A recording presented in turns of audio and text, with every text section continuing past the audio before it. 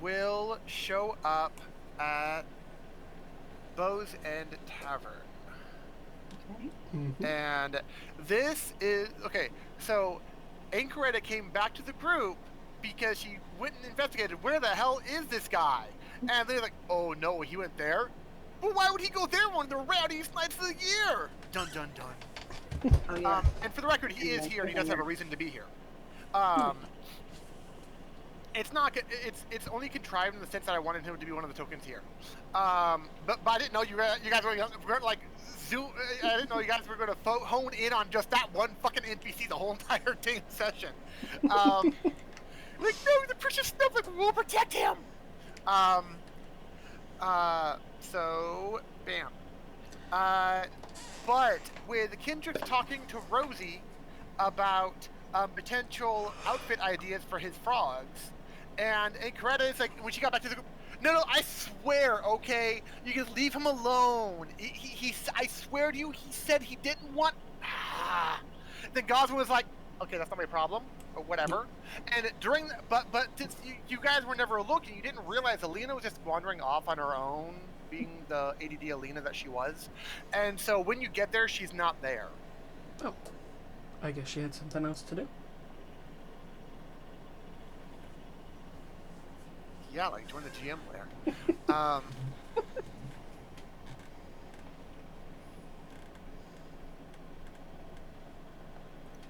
But at this point in time, the music is done and the applause are done, and people have moved either they're still around you, because I can't just put a billion tokens. I'm not gonna have all those little face down, top down tokens like she has in her Static Stars campaign, where like, oh, they look like they're part of the map, and it's like, yeah, you'll never notice they're there.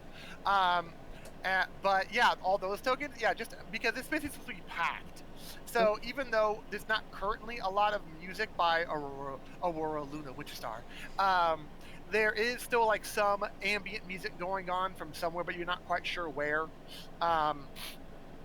And it like every other table is like completely filled kind of thing, or there's always so there is noise, and it is pretty bustling around here.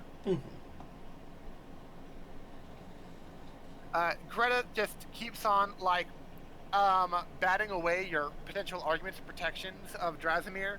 It's trying to be basically with the mentality of she's not going to fully believe it or accept it until she hears it for herself from him personally, which technically hasn't happened thus far because she is so energetic. She kind of intimidates him with her presence and energy, and so he never gets it out. But she hasn't really understood that yet. Yeah. Rosie is glad that you're here and wants you to come in and play the game, but I will first read you the area that you're at. Mm-hmm.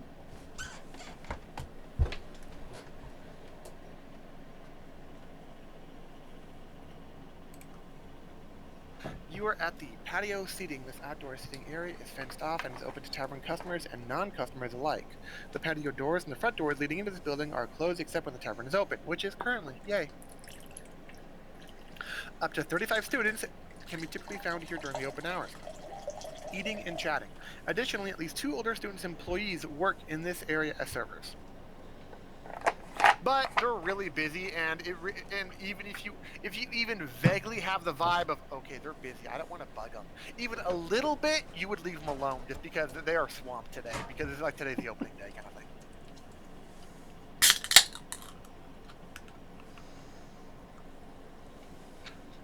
thing. Rosie is doing everything but pushing Kendrick's inside, and Greta is just still trying to ignore Anchoretta's pleas to leave Drazimir alone. What did the 3 of you do? Seems probably. Oh, go ahead. Sorry. I was like, it seems we probably should go inside, since that's where all the I was hubbub about to say, is. you said someone was doing everything but dragging me in. Is that to say that they yeah. are, in fact, dragging me in? She doesn't want you to physically yank you because she's a short human and you're a big-ass lion. I don't think she literally could if she wanted to.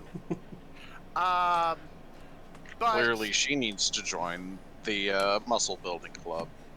iron. No, she's way too into role playing. No. Anyway, so I guess I will follow inside because I'm looking for. Wait, who was I here to meet? You were all here initially to play Wizard Gizzards. Mm, Oh, yes. Technically, I explained the rules last time, but I'll explain them again when you get to it. fair. Fair enough, I guess. Are you on? Are you? Oh, yeah, I was gonna say, like, are you able to go through the doors? Yeah. Unlike Denver, you can go through the walls here. Hey. Hey, it works. You're good. Okay, first I'll read the description of the area that you're in, and then I'll tell you. Then I'll have you roll perception check to see how much of the surrounding NPC-related things that you actually notice that are for the tokens. Okay. Main dining room seating. The most crowded area of the tavern is filled with students. At opening hour, the tavern seating is arranged neatly, as shown on the map. In short order, though, student patrons shift the tables and chairs to accommodate the hangouts, tavern games, and other shenanigans happening in this area. Anywhere from 50 to 70 students are typically found here, eating, drinking, and socializing. Additionally, at least 4 older student employees work in this area as servers. Oh, and I'll read this one too because you're like direct. It's directly where like this area is right in front of you. It's the servers station and bar. This is the center of the Bozen Tavern, where up to 4 of the students' employees make drinks for the tavern's patrons and pass orders and food to the kitchen. The food on offer in the tavern includes a caster's stew, a hearty bowl of venison gravy and root vegetables served with mashed potatoes and thick-cut toast. Curdy Special is named for the chef Curdy Axe Chucker, and rotates between dishes she calls Garden Surprise, Magister's Delight, Macaroni and Sausages, and Ratatouille. No one knows the ingredients used in these dishes. Though servers always ask patrons about possible allergies. The table below lists the bar surrounding the server station acts as a variety of serves a variety of drinks. This area is often rowdy. From 35 to 45 students are typically found at the bar. Did I hear you correctly when you said ratatouille? Yes, that is one of the dish names. Ratatouille. It is like rat space ratatouille. The word, yeah. That's one of the chef's specialties. That's one of her special dishes.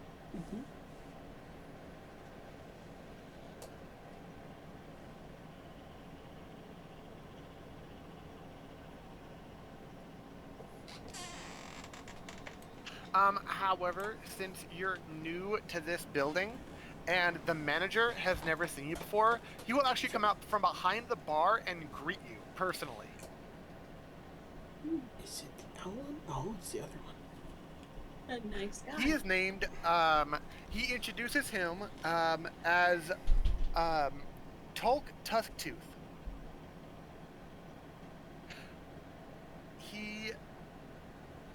He has like a really like, you know how some girls have like a really weirdly big, like large hoop earring?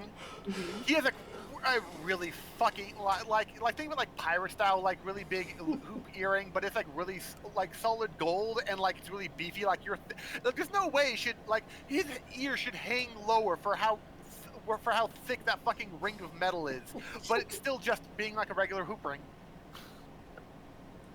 He's a bald orc, but he's really nice, and he greets you really in a really upbeat tone, and he welcomes you to the Bozen Tavern. He doesn't do any flourishes like bows or anything, but he has like a really happy demeanor about him. Thank you for the invite. Likewise.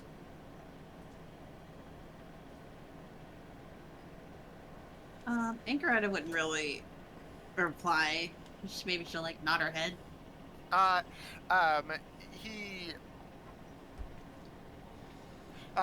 To Kendricks and Goswin, he would mention a few of the food options they have if you're feeling hungry, and he just gives a respectful nod back to Anchoretta in turn. And then he goes back to the bar.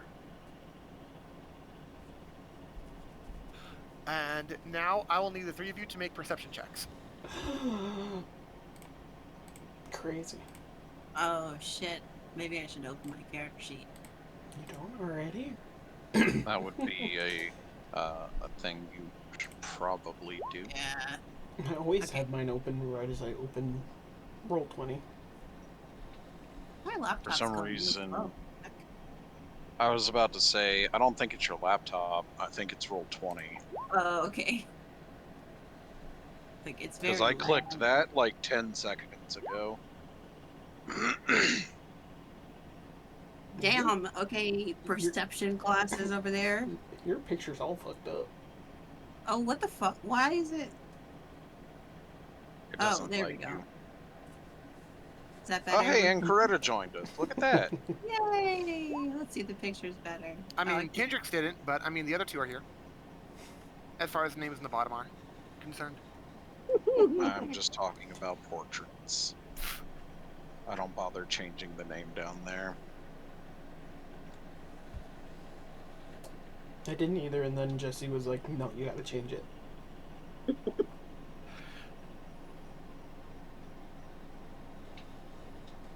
Okay, with Anchoretta's roll, you will notice a Owlin here, Crazy. because what do you know? It's Strixhaven. It was a race brought in by Strixhaven. What do you know? There's more than one Owlin around, right?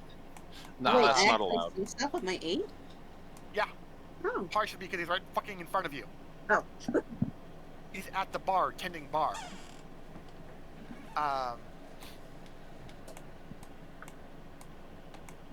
Oh god, I'm spacing. Voss, how do I do the character like a double click thing again? What button?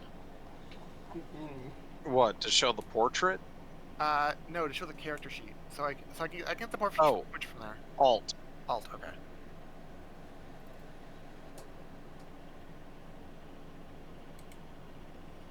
So you don't know his name, but this is what he looks like to all of you.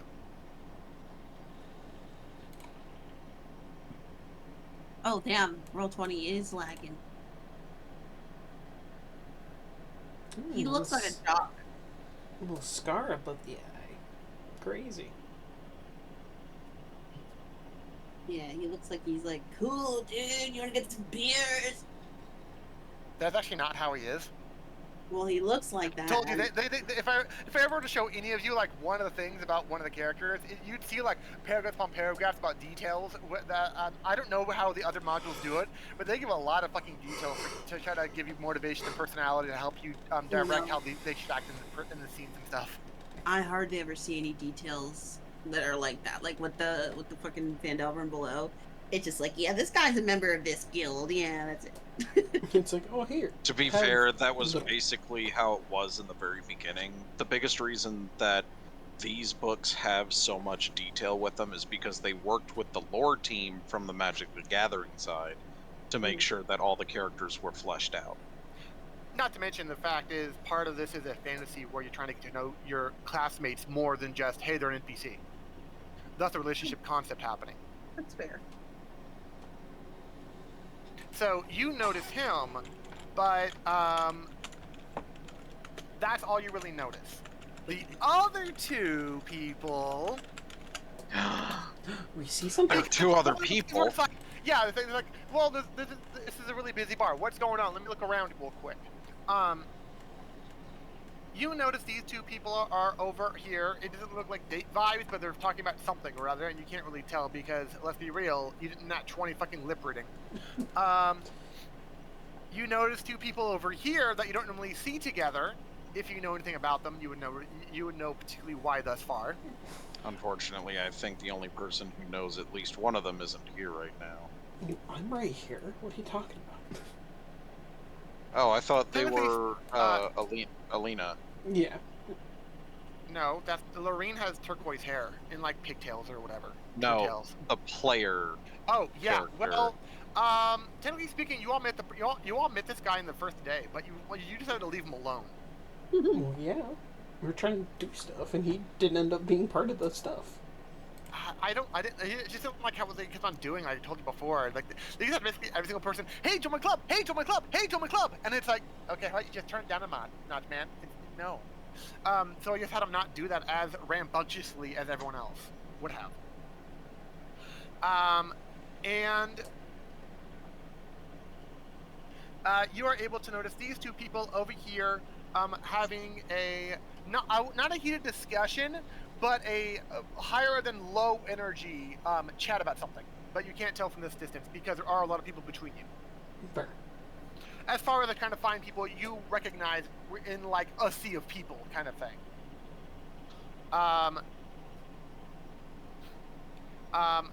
And as you're looking around, you see Greta and Rosie go off on different directions. And let me know if you want to, if at this point in time you're like, oh no, I was watching for that, I want to follow them, kind of thing. In this case, I was invited here for a game, but I see a couple of friends of mine, so I'm gonna head off this direction.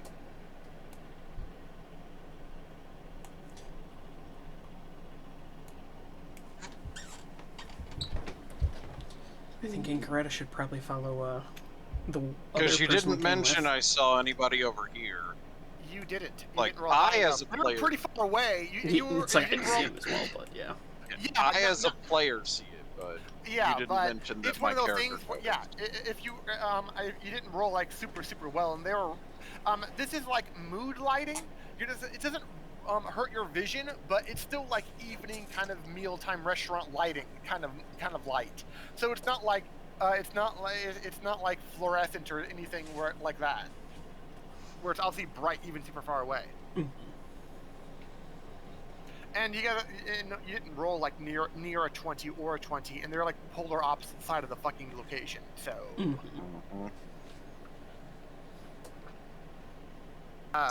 would Incoretta go one direction or another?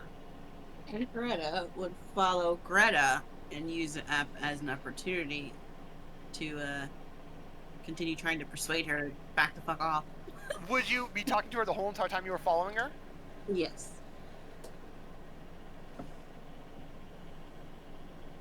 Okay, then I'll go left to right. We'll resolve Incoretta, then Gothwin, then Kingtrix. Resolve? What is this? Magic the Gathering? Wait a minute. Counter. No! Give me a deck saving throw for Incoretta. Okay, where did my character sheet go? Did you put I it hate away? it. I probably hit X and forgot. Sounds like something I do. Alright, dexterity saving throw? Yes. Dude, it is so slow. Good God. I guess you're taking all the bad rolls from Jesse tonight. She is being a little shorter and a little not wearing armor at all, like you are on a regular basis. She zips in between people walking around and servers and stuff a bit easier in here than you. And you are blocked off by a party being taken to their table by one of the servers, and you lose track of her. I need a perception check to be able to. I need a perception check from you to be able to get a hold of her again visually. Okay. I might have to restart. Yeah, it might actually help.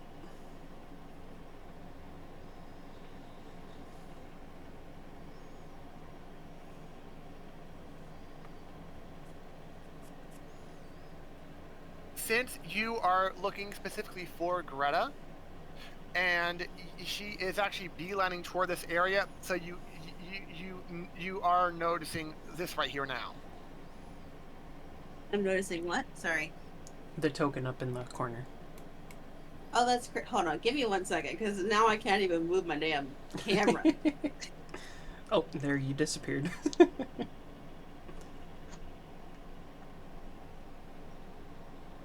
Alright, let's see if this...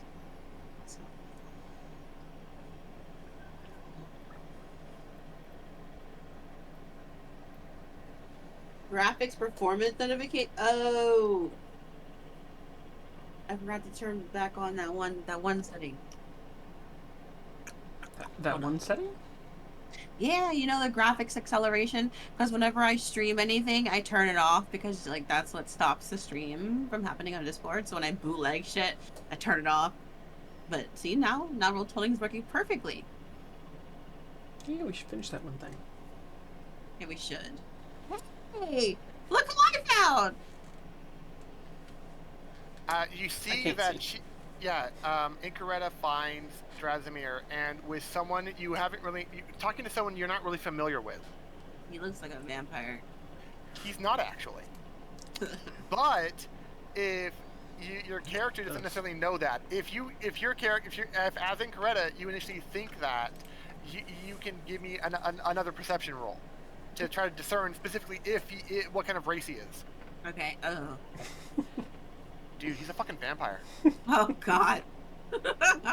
Okay. Yeah. Can she like make a beeline over there? Not because he's a vampire, but because of who's over there with who. Ivan, suck your dick. Wait a minute. So, because you are so far behind, I would give you disadvantage. But because you're so motivated, I would give you advantage. So it's just gonna average out. So I need one more deck save Okay. try to get You through the got hustle and this. bustle about yourself. Yay! It's not a single number. Yeah. I'll show you where you get and what happened. The scene unfolding before you. What happens as you arrive? Okay. Okay. By the time you get to here, he's here, and she's here, and this guy looked like he had stuff, different items that you couldn't quite tell what they were on this table here, but he's at the tail end of packing everything up and about to leave as well. Oh. And he's about to go through the door, and this door, you can see it blatantly says staff only on it. And so does this one. Okay. He's hiding his vampire stuff. He doesn't want you to know. Technically speaking, all Braun Coretta knows for how shitty of a roll that was. That's exactly correct. Right now, Drazimir is looking awkwardly between the door and Greta is looking expectantly at Drazimir, and that's what you have in front of you. Okay. Wait. Am I still standing right there? Yes, you're standing right there, and you're that distance from them. Can I throw a shoe at Greta? Give me an attack roll. Okay. Okay. Okay. I totally know how to do that. Just roll a d20. I was about to say you could just roll an attack and it would work, because basically all the same no, averages. because unless she's proficient in improvised weapons. Yeah, it's literally an improvised weapon because you're using a thrown shoe as a weapon. My fucking So God. it's d20 plus strength modifier. Oh, okay, that's great. So it's fucking 11 or 13. I mean, a 12. Oh my. Numbers are hard. You said 12? Yeah. You hit her. Oh, what the fuck? Okay, well, yeah, that was just to get her attention. It wasn't really to do damage. I mean, it's a shoe. You're wearing armor. It is my. a metal shoe because you wear heavy armor. Shit, I forgot about.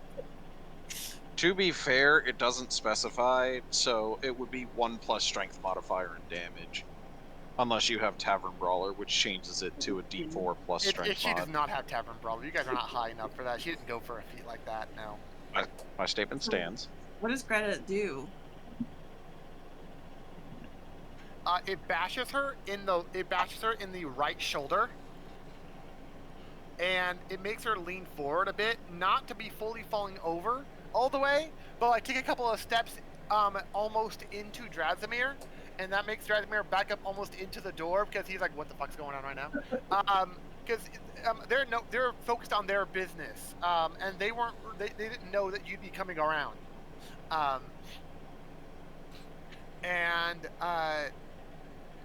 Drazimir look to see where the shoe, the boot came from, because obviously, even if it's heavy or not, like metallic or not, if you're wearing it as a part of armor, I think it would be more of a boot than a regular shoe. So he sees you, and you see he's like, how do I say this? Without sounding pathetic. He's giving you like frantic puppy dog help me eyes. You must save him. I didn't know he was over there, so I couldn't come over and help. Same. Shame. You both had other priorities. This is how it worked out. Yep.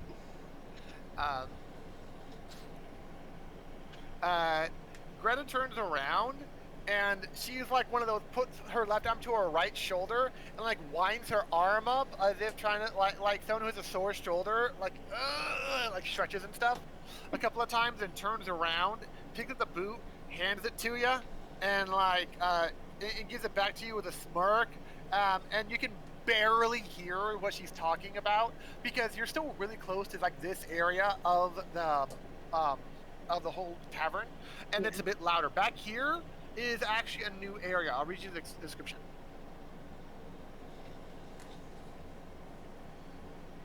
Overflow seating. The quietest part of the tavern is not necessarily quiet, but it's quiet enough to get the job done. This seating area is for play students to go to just get the noise of the main dining room because it's just a few steps difference, not a huge difference. From 10 to 20 students are usually found in this area relaxing or engaged in conversation. Additionally, at least one older student employee can be found here working at the server. There you go. And he is about to, he was almost inching toward this area, which is something I will let you know when it comes to matter. Okay. You can barely hear her voice period above the din right behind you, but give me a perception check to see if you hear her properly or not, because you're still in the loudest bar on opening night. Ah, great.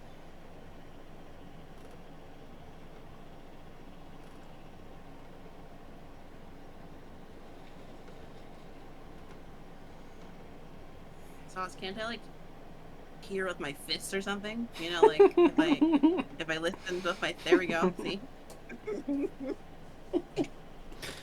That's two set of terrible rolls right there. Don't read them in order. Oh. You know what? Speaking of that, you know Nickelodeon's having a big ass event on 9/11. I think eventually some kind of network would eventually have it that happen to align with that date. It's delayed. It's not like because that one bad thing happened, it's now going to taint to that one date for forever. I mean, you know, even if that was the day of my parents' divorce, it doesn't matter, right? Well, technically speaking, they divorced, but that was their anniversary, and they're like, okay, that's doomed. Got it. That's probably the day where I lost my memory because my mom dropped me when she heard the news. I lost my cousin in the towers. Oh. Now it's getting real depressing. What you thought you heard her say is, you got a big nose there. Wait, to who? Greta said to you as she gave you your shoe back. Okay. That... I threw a shoe at you and you say you got a big nose. What the fuck's up with that? I get it. But I'm not there. Anchoretta will like touch her nose to like kind of gets a little self-conscious. Greta looks at you quizzically, and then shakes her head like this doesn't really matter right now, and turns back to Drasmir. And while that is happening, this guy is waiting because Drasmir is pretty fucking big, and he's kind of blocking the way to this door, and it feels like. You don't even need to make a roll for this. This guy is obviously trying to get out this door, but Drasmir is kind of literally in the way because he's that hulking of a mass. Oh, can I do anything? Yeah. What do you want to do? Oh, okay. Anchoretta is gonna get right here, and if she has to stand on a table to do it, then so be it. You currently are now the only 4 people in this runoff extra seated area, and they're all looking at you. Without your shoe on. Yeah, because you never mentioned you put it back on, so you're just holding it with one hand. Yeah. Well, I feel like she'll, as she's saying this, she'll put it back on, but she's gonna be like, Greta, just leave the poor man alone. Can't you see you're terrifying him? Persuasion. Damn. I need to be more intimidated. Intimidator, whatever the word is.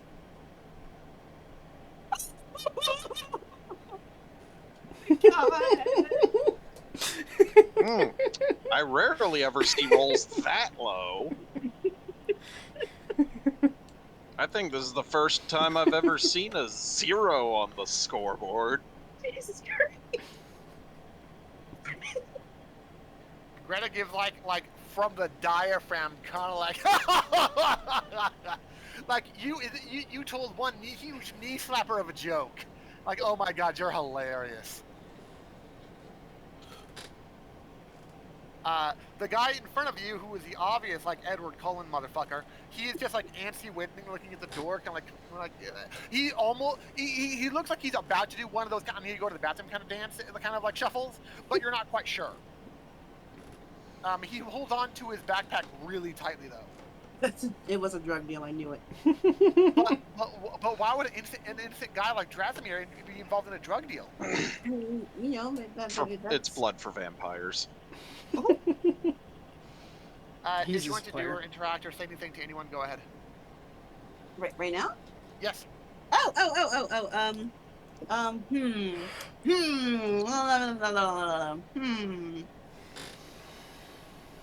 Yeah. In response to her laughing at her. Or if you wanted to actually talk to the guy who Drasimir was talking to. Or actually ask Drasimir what he was doing there. Or actually what the deal was between the two of them. You have a lot of options that you haven't really... I'm gonna go ahead and try and use a skill that I'm fucking proficient at, even if it's a 1. And she's gonna look at that guy, the vampire motherfucker, and be like, "What are you doing here? Can you please..." Actually, no, she's not gonna say please. She's just gonna say, "Get out of here. This is a private affair." But, like, you know... What are you proficient with? What that you're trying to do? Intimidation. The +1. Go ahead and roll it. The dichotomy. I'm so sorry. Holy crap. Take a screenshot of that. What, a 0 then a 21? Yeah. Like, you should be mean to people. I don't know, get the job done.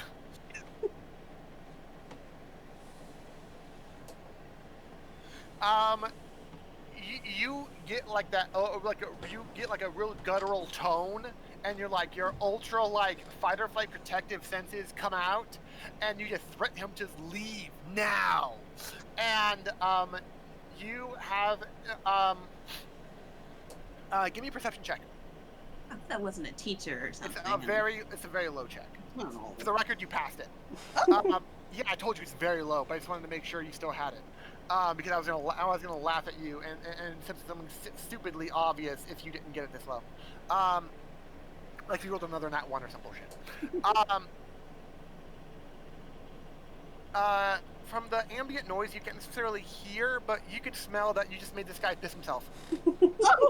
He's literally frozen in fear. Oh man! You made him too afraid to actually move to do what you said you wanted him to do. Oh god! You're too effective. You chose this. I feel terrible. The nat 20 had an effect, okay? Can Anchorata pick people up?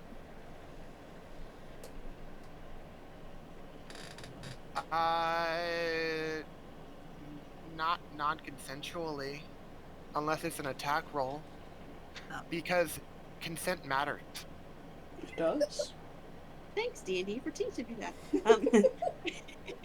To be fair, your compliance isn't a factor. Okay, well, never mind then. She'll just, I guess, ignore the poor guy who pissed himself and see what Drasimir has to say for himself over there. He's still, Greta and him are still looking at each other rather than you, because it's one of those, she's yelling at this other guy, not a problem anymore, she's not yelling at us, but Drasimir is more intimidated by Greta right now, because, She's giving like a high energy. Like it's not necessarily intimidating in her. Objectively speaking, it's not like browbeating him into joining. She's just going over in a really high energy, upbeat way about the awesome things that he can do in the Ironless Society. Even though her tone, his reaction suggests that she's already gone through this before. This is hearing it. This is like hearing the same spiel from the same salesman like the 40th time in a row. Okay, all right. I have an idea. Okay, listen. We're gonna make this real quick. I got this. Okay, look. I don't like where this is going. So Aunt Greta is gonna be like, Greta, you know, and like try to get her attention, right? Yeah. Mm-hmm. Yeah. Does she get her attention or no? Drasimir wants her to have your attention, so he just like shakes a pointy little really thick stub of a finger at you, and so she turns to you. Aunt Greta, she's still on the table, but she's gonna like, you know, kind of climb down a bit, and then she's gonna slap her arm on the table and challenge her to an arm wrestle, or get the hell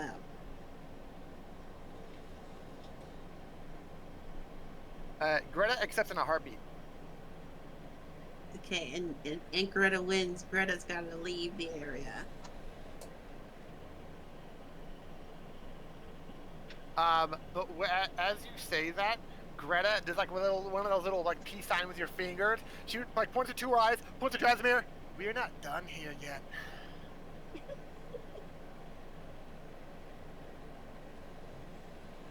Okay. You just hear like a really deep rooted, like if you could hear like a cow whimper. That's what you would hear. Oh. He's a really soft soul, okay?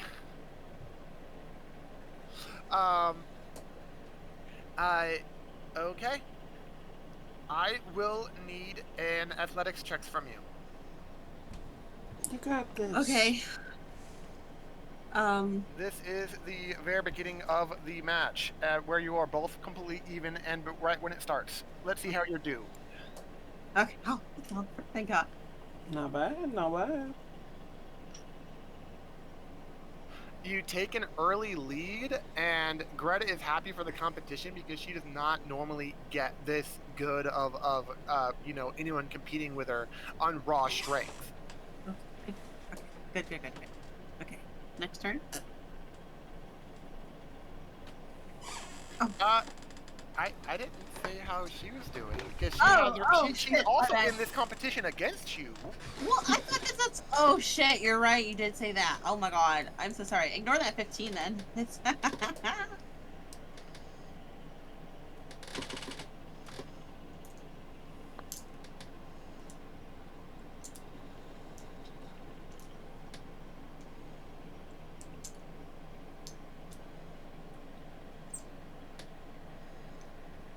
Okay.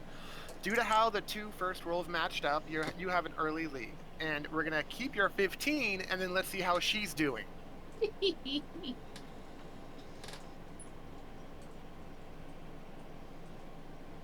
You are almost getting it to her, and there are a couple of bystanders now coming over here to watch as two people.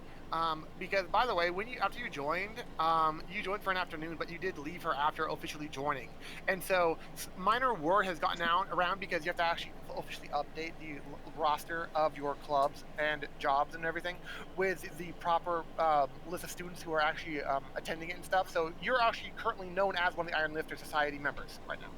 Ah. Yeah, like it goes that fast. Yes, bureaucracy does not take a billion years in this place. Magic. Right. And so, and she is the current she's the current captain of said club, like of sorts. And so, you are basically showing yourself as an up and comer with a lot of real potential, especially if you can beat her in the very first arm wrestle you've on your very first day in the club. Oh, okay. And I will need one more athletics check, but this time with disadvantage. Oh. It's hard to continue doing it then. in that situation. Oh, Sauce, come on.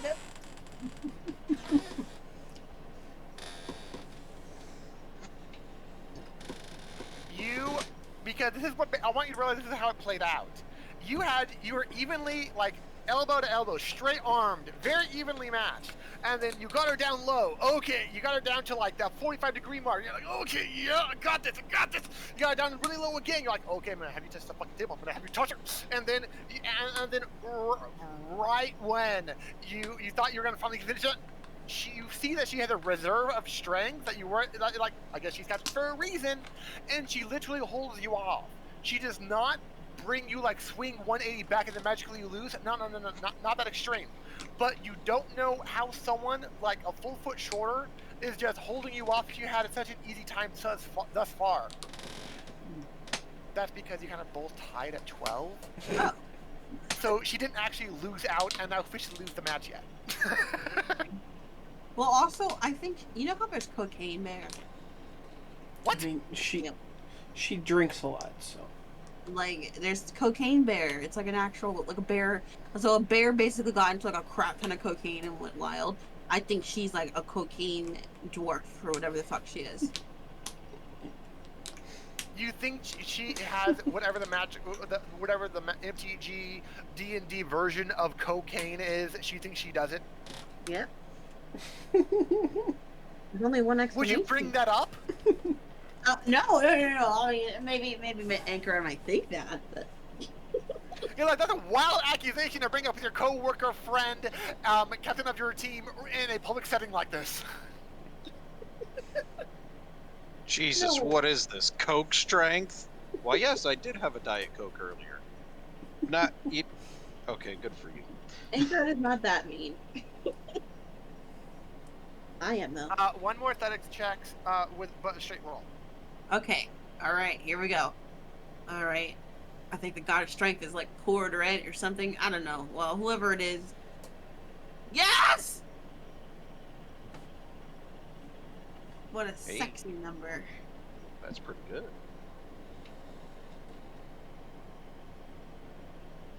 Oh no. Oh.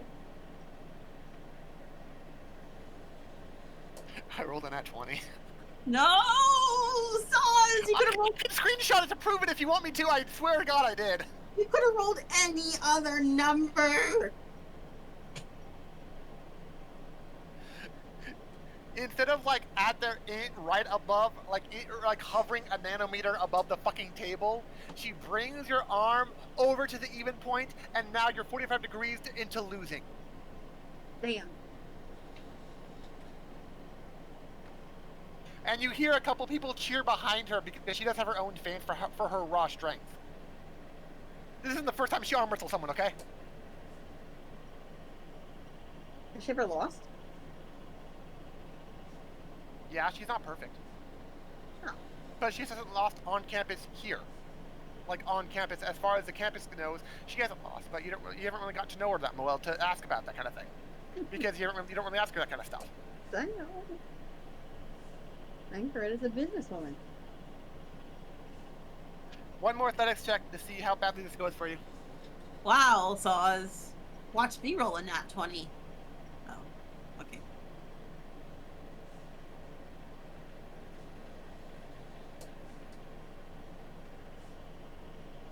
You stay where you are, struggling to keep your hand from falling to the table. You tied again, technically. What do you mean, technically? I want you to realize that even though she's in the Iron Lifting Society and she looks like she's pure muscle, she does not have a high strength score. Oh. Alright. So sad. So I'm going to legitimately buy what her strength score should be to do this stuff. Okay, so another roll? Yeah. Okay. A 19's good. That's good.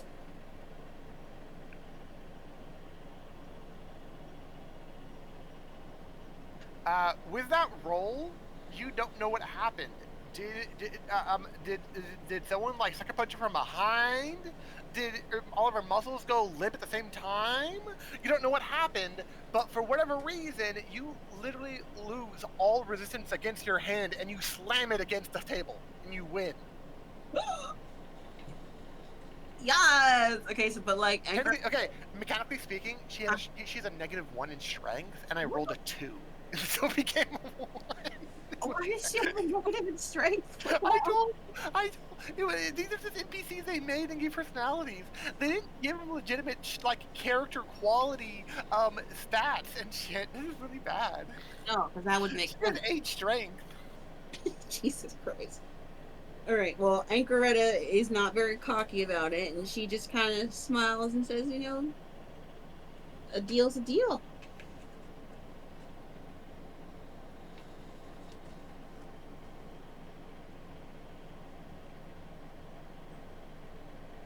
Greta looks at her hand in shock, and you see one solitary tear drop, like fall from the side of her eye down her cheek. Oh. She tries to wipe it as best as she can, but you're too close to her that you notice the whole entire time that she's wiping it. And give me a insight check with advantage. Oh man, I hope I don't become the school bully. Oh, with advantage, thank God. Oh, wait a minute. What did you say? Insight with advantage. You got a 9. For whatever reason, she's strangely happy after she loses. Talking about how you're such a great addition to the team, and she's trying to welcome you in front of the other people around, and you're just the kind of person that they need, and she goes away with other students to have a drink. I did it!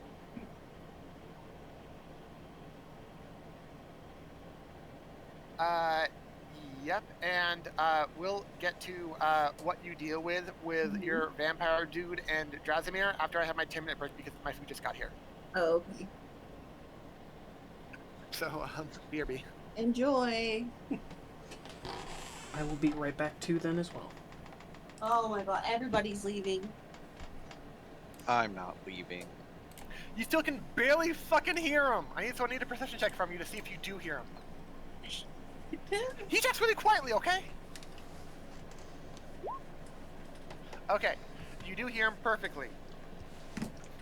You're like, I'd like to thank you, my brave lady. She'll just say, it's no problem, I just couldn't stand to see you go through that when you clearly didn't want to.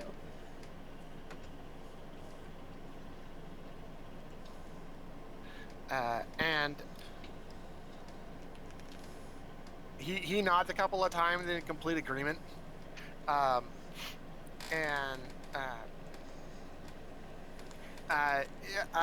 kind of and he not the most non-awkward way terms. He basically asks you if it's okay if he leaves now because he wasn't planning on being here this long. Oh, yes, but she'll say, what brought you here anyway? This doesn't seem like a place that you would prefer to be at. He has kind of like a messenger bag hunt, like you know how people have it like diagonally hanging over them all the time, like messenger bag, like. Yeah.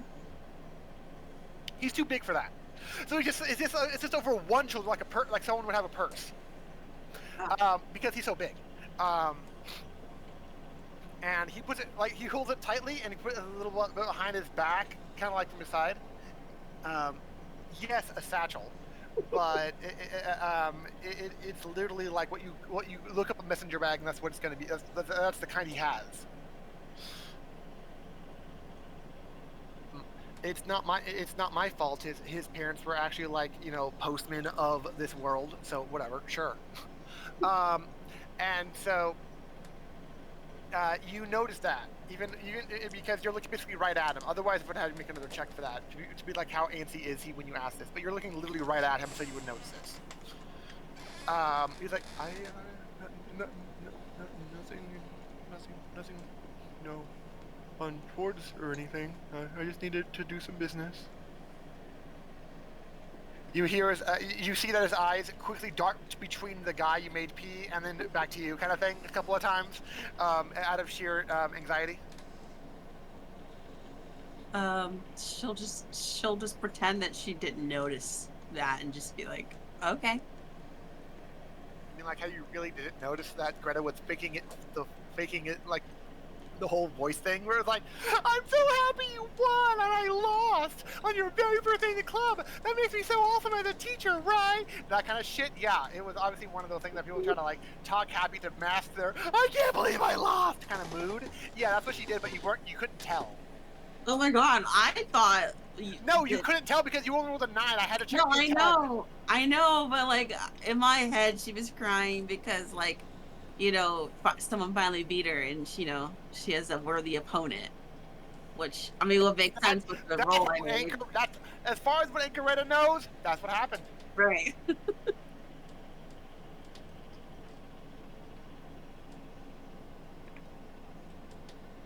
If you don't decide to know what like if you're gonna hide that you realize that's what happened, so are you gonna take him at his word that he didn't do anything there for anything overly important or anything? He said to do one minor thing and then leave. I mean, she's had some suspicions, but she's not really gonna push it because he's clearly uncomfortable. So are you gonna let Jasimir go, or question the guy you already had afraid of you? Because they're kind of both looking at you like you're making the next move. Actually, Aunt Greta would offer to go with Jasimir to make sure that Greta doesn't stalk him again or whatever.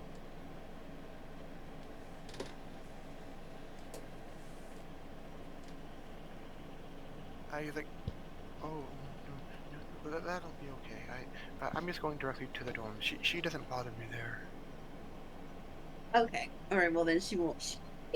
She will just leave it at that and just say, "Have a nice night." I swear that's the level of talking he is always at.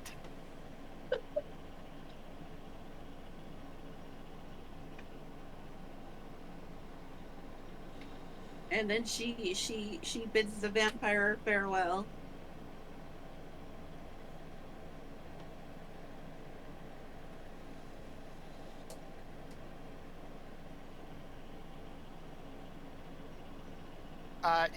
Is that what you call him directly, or how do you go about it? No, that's just me saying that. But she just waves to him, like a little nonchalant wave. Of like what, goodbye, or you're dismissed, or what? Goodbye. She's not trying to scare him anymore.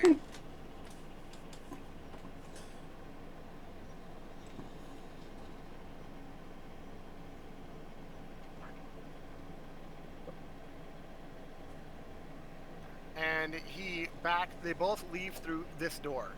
Even though it says in very obvious big letters, employees only, they go through it.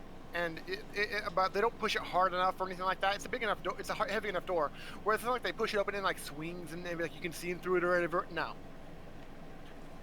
You can go ahead and Like go to somebody else, obviously. But I think she would like. I need one last perception check for you with advantage. Okay. Oh. Okay. Well, it seems not bad. Would you say you're moving back towards the middle of the bar area? Well, I was going to say that she would kind of wait a moment and then go through the door and try to like see what they're doing. Because it's kind of suspicious that they're both together. I mean, unless they're gay, then that's fine. But like, what if they're conniving to destroy the school or something? You think he's gonna do that? Are you sure? It's a really quick thing. Through this door, you see that there's a back door outside the building, and there's some stalls for kind of like a bathroom. Mm-hmm. And that's all you see. None of the stalls are currently in use, which is strange considering it's so busy right now. But that's the current situation. Oh, okay.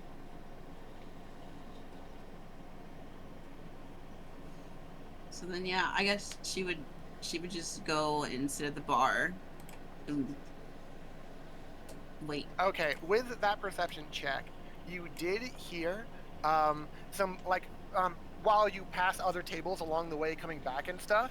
Like, oh my god, did you get it? No, man, I didn't. Grayson's already gone. What? He's normally here all night. It's the opening night. And it's like, yeah, I know. He said he was gonna be here. I was gonna buy it off him. I guess something scared him off. I don't know. Drugs! Oh my god, there's drugs. Did you want to investigate the passing conversation, or go directly to the bar? Yeah, she's gonna definitely investigate that conversation. How would you go about doing so? There's just two guys having a couple of drinks at a random table. She'll walk up to the table and slam her hand down on it and say, "What did you just say?" Intimidation check with advantage. You like scaring people today. Fucking 20? And a 19. Even if it was at disadvantage, she'd get it. For the record, your character doesn't know the guy you scared was named Grayson. Oh yeah, I know, but she's like, she's just like, what did you say? Because she's connecting with Doc. She thinks that there's some weird drugness going around.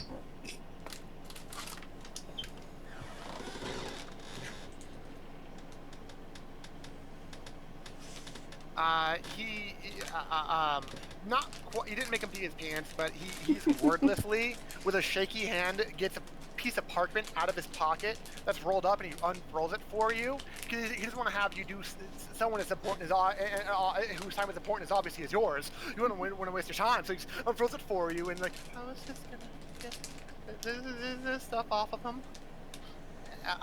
It's up to you if you want to read it or not, or what you do next. She'll read it, but she also says, "What does this Grayson look like?" On the parchment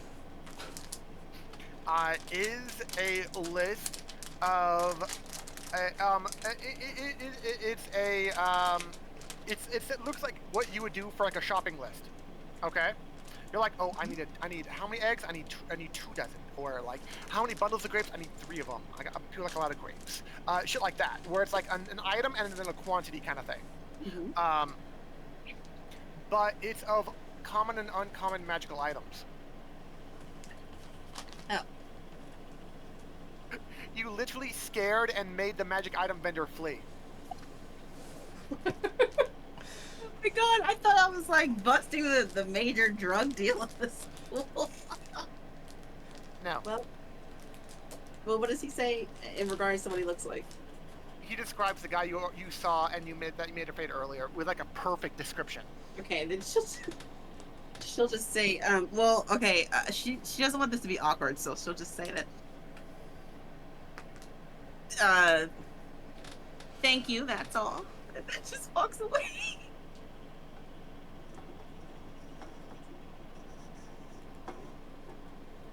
After you sit at the bar, he comes up to you.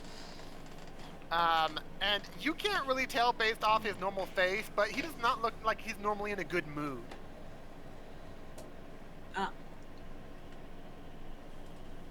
Well, But granted, that's how he always looks. Have you seen him?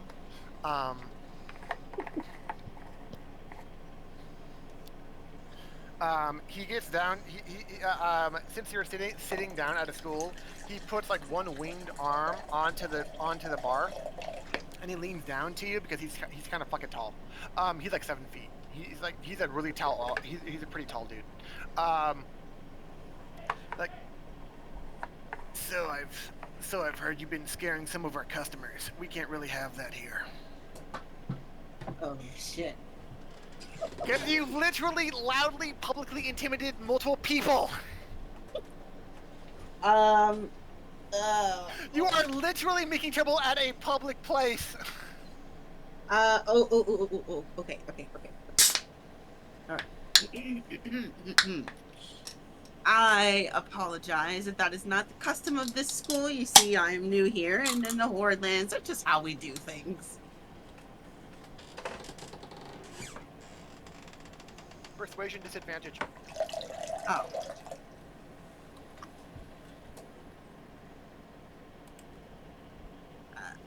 Yay, a 10. for the record, if you ever want to know why, or if you ever wanted to ever want to ask why I say advantage or disadvantage at a given point, you can. Oh, okay. I thought it was secretive. No. Because I want you to realize half the stuff I ask it for is just I'm improvising in the first place. So it's my own personal concept for why I want it to happen.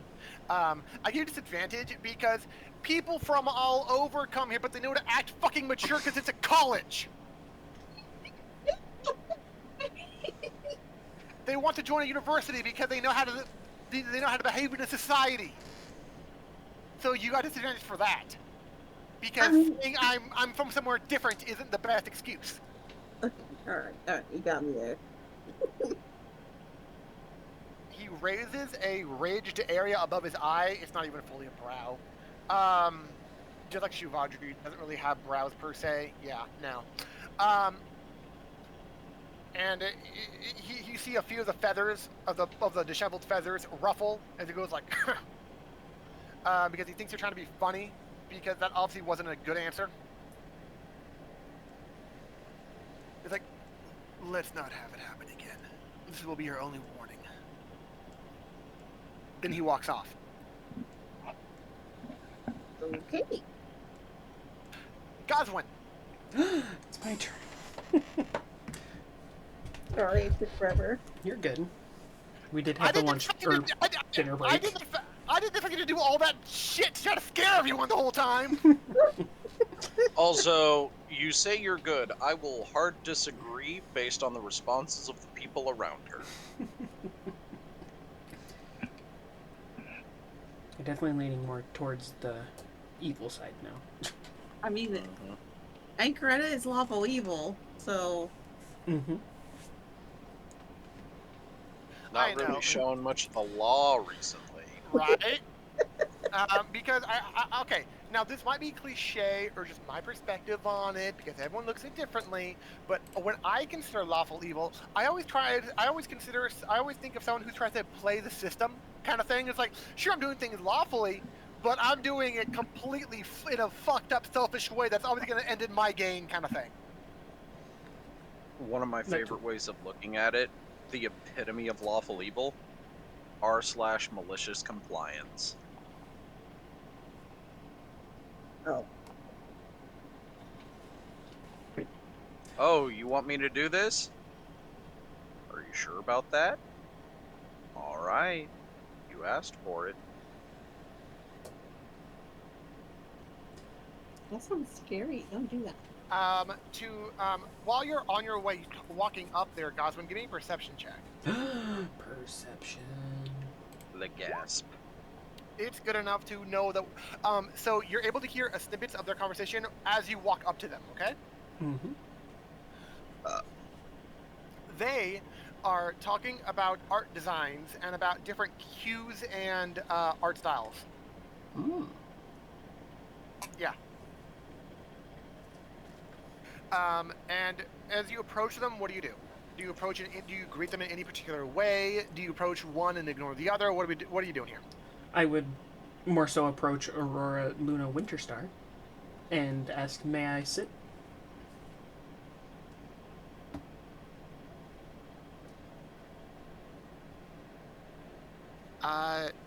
You take her by surprise because it is bustling enough where she did not notice your approach. That's fair. That and she generally was in like deep in conversation with this guy, Cataris or whatever the fuck. Yeah, I'll just consider him Cataris. So she just looks at you with a little bit of shock, but it goes away in like a second, and then give me an insight check. Insight?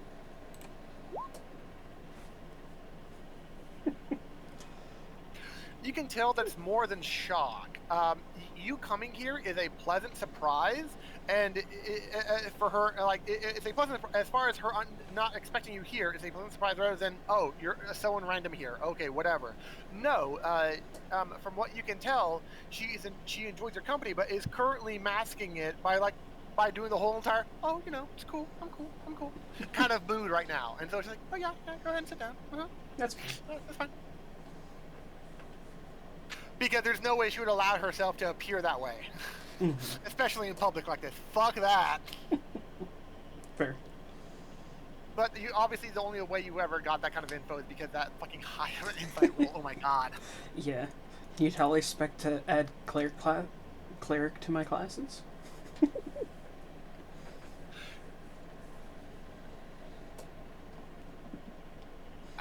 You don't need cleric, that's okay. And they look at you like you should bring something to the conversation more than just saying hi. Well, I'm not too artsy, so I don't know how much I could truly add to this conversation.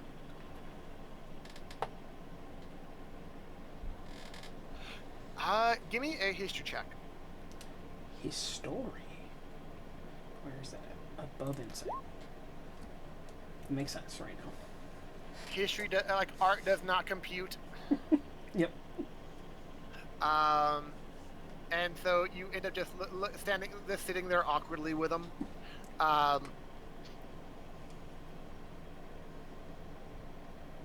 This guy comes over, like a huge hulking Alan you saw earlier on your like before you came over here, and he just sets down another couple of drinks in front of them, like as if it's like one of those things you see at a bar where they just hand them the cups and they just like give them like an acknowledgement nod, he takes the empty cups away kind of thing, like as if one of the things where it's like, I want this and keep them coming. It's like they have that arrangement going on right now, so he just brings them the cups and leaves with the empties. Mm-hmm.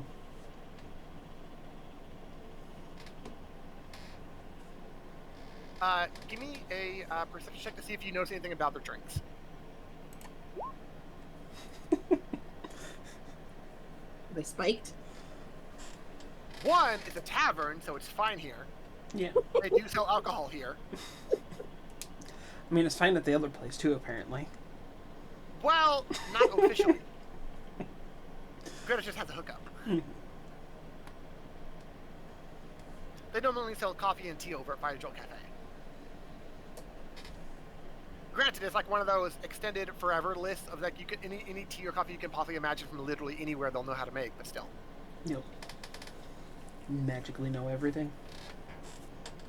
From your perception roll, you can because this is judging how well you can guess their drinks based off the smell. Oh. Yeah.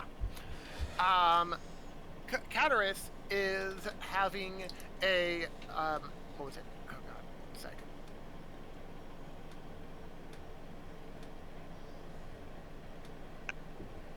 A jasmine and chamomile tea. Oh, a tea. Yeah. You don't know why, but that's what he's drinking. She is drinking a mead that seems heavier than the honey on the honey than normal. Okay. Where it's like when you go to a bar, like I want an appletini, extra on the apple, kind of like light on the teeny kind of thing. Mm-hmm. Yeah, that's kind of how she did it with the mead. And that's what you get from there that your whiff. Because apparently you were smelling great tonight. You have no congestion at all. Yep. I guess the tea cleared it out.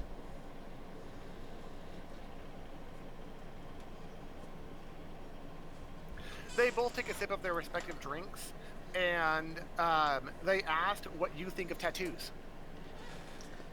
That is a good expression of art. Cataris brings up an album. He has what you could easily call, without even a second guess, of an actual satchel. And it's sitting up on the like on this side of his bar stool, opposite of Aurora. And he takes this album out and he opens it and shoves it on your side of the table to have you look at it. It's a few pages of different designs. Yeah, I would definitely flip through that to look what he has. It's widely varied. Some of it's really over the fucking top. and it would require like tattooing your whole entire torso, or like full back tattoos, full front tattoos. Like here's an entire sleeve of an arm, like ones that wrap around, like they're supposed to go like from your arm to your shoulder, down your back, like really intricate shit. Then later on the later pages are like really tiny ones. Like here's what you would have on your ankle to make sure no one notices, but you wanted to tattoo and you went through with it, so you had to get something. So here's what you got, kind of like small little tiny ones. Yeah, he has stuff like that too. And then obviously a few pages are just like of the schools, the 5 different like directions the college, the Strixhaven will let you go, like the different kind of color combos and different variations thereupon. It's like sure there's quandrix, but there's quandrix in like different kind of fonts or different kind of like artsy different styles and stuff. More refined, some more like what you would see spray painted on an alley wall. Some you could see in a calligraphy class. One is just a bunch of fucking fractals that somehow spell the word quandrix, and that seems kind of cool. And there's like a huge variety of all kinds of stuff in this album. Give me a Arcana check. Arcana. Oh my goodness, I rolled low on something I'm good at. You don't know why, but something is really cool about this book. It just seems to have a ton of pages. You can't explain why. But when you open it, you could have sworn it only had about 20-ish pages. It was pretty thin. But you're going as you go through this, it's like, what is happening here? I've gone through like 50 pages by now. It's its hardest book. Yeah. I mean, there are not every single magical item needs to be an end-all, world saver, world destroyer kind of magical item. You know, some can just be useful. Mm-hmm. But it's just a really cool art book. Cataris then would after you've gone through it a bit, and because as you pass by, Cataris would mention cool pictures because apparently he designs them, and Aurora actually has skill applying them. Oh. Even though, yes, in the picture that was sent to all of you, the handout, she doesn't actually have any tattoos, but that's just where on her skin you can see. Yeah, exactly.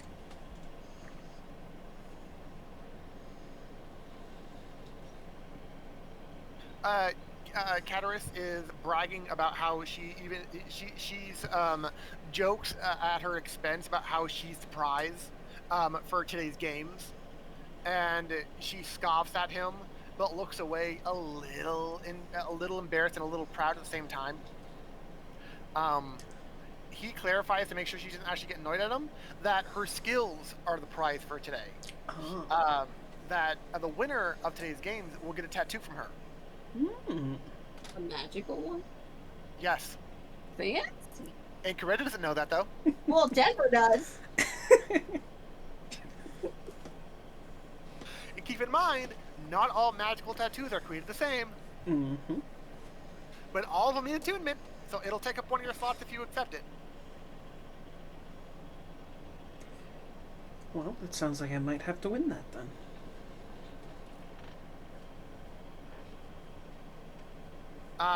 Aurora mentions that applying them takes a bit of time. So if you happen to be the winner, you and her might need some privacy. That makes sense. You say it like that, so damn. They're the only 2 damn peers. She kind of has it for them. Yeah. And that's one is the same way. Granted, she would need privacy with literally anyone, no matter who the winner was. But Godswood is the one who came up to her and is talking about it with her. Mm-hmm.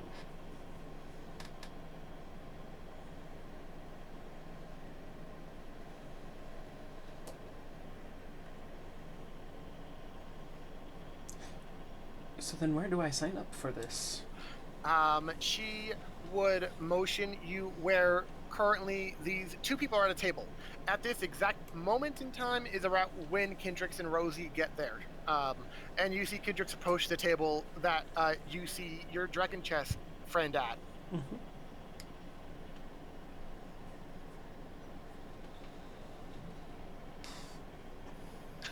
She is while she takes a drink with one hand, she casually like does a thumb behind her, and that's where she motions where the table is.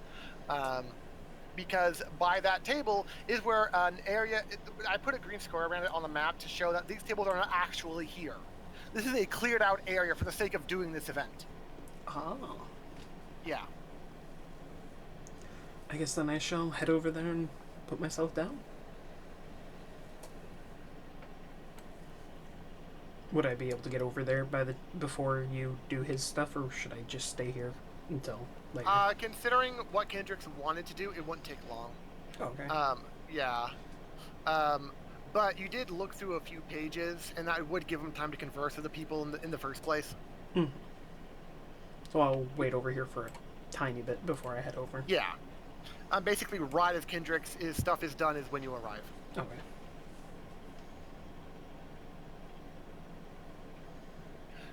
Kendricks, you arrive with Rosie and get to see Xanther and Tilana. You've seen Tilana around, but you haven't really talked to her that much.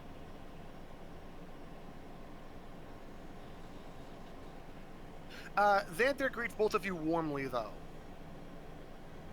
But once again, he always sounds like he just got high and is not coming down anytime soon.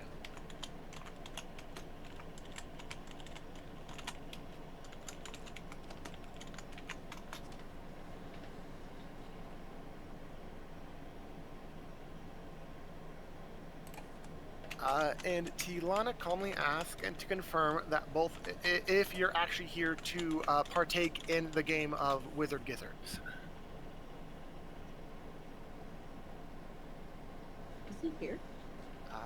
He's technically still in chat. I don't know if he's still muted or not.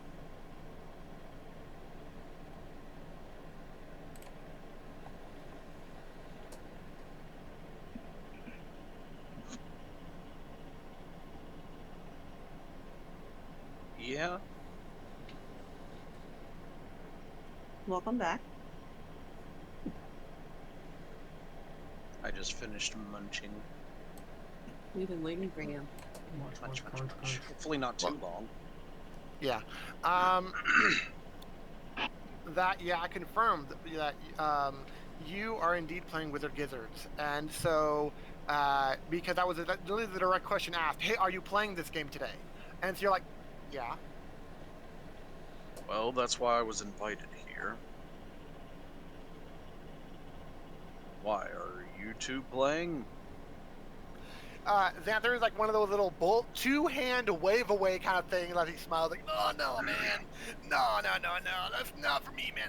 I gotta cheer everyone on, man. I gotta give everyone that awesome Xanther spirit, man. Fair enough, I'll look forward to it. I've never actually played before, though. For the record, the rules are like all completely explained. It's not overly complicated, but it's still a thing.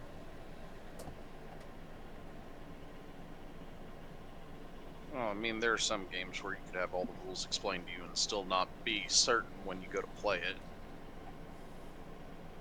I'll explain them right now because this is Tilon explaining to Kendricks, and when you two get over here, basically it'll be glossed over for you, okay? Mm-hmm. Yep. So I'll remind you what a Wizard Gizzard is.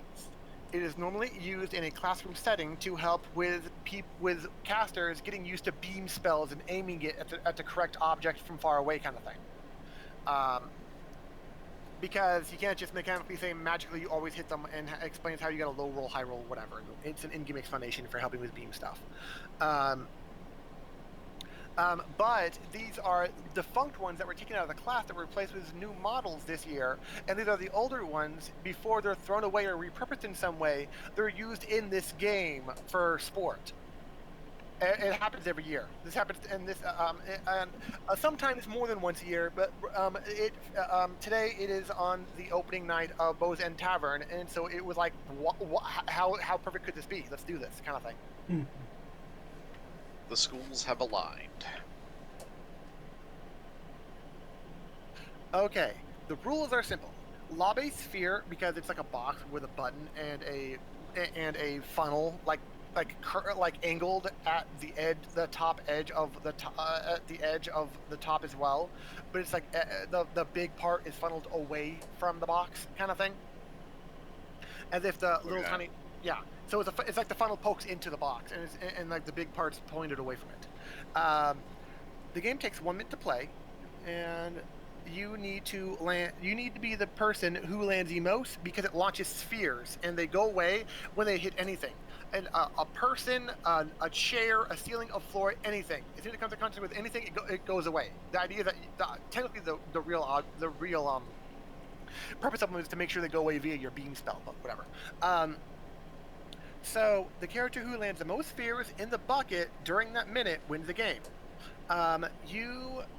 It is because like right here is like a row of the wizard gizzards where there's like boxes and funnels and stuff.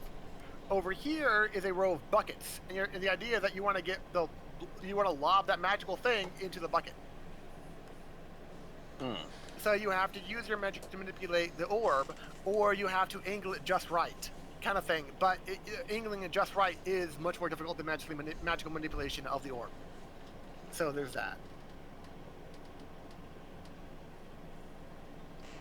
Interesting. And if people tiebreaker rounds until there's one winner, no matter how many tiebreaker rounds there ends up having to be. You can play, encourage, or heckle just like last time.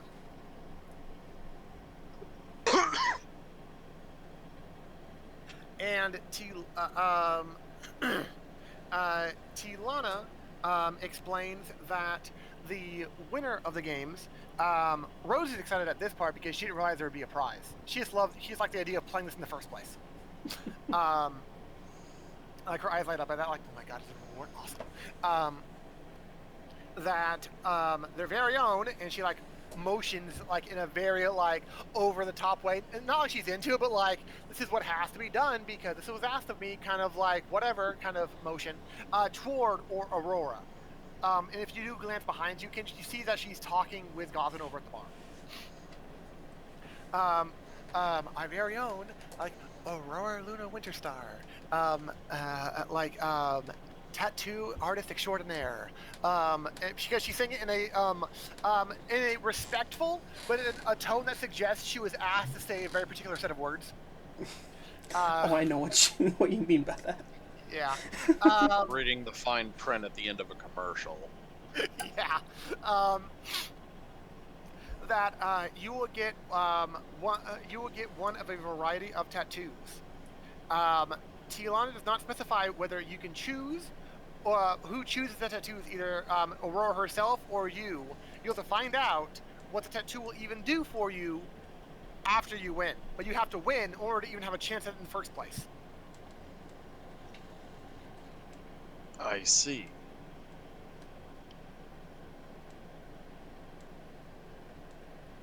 I appreciate the explanation.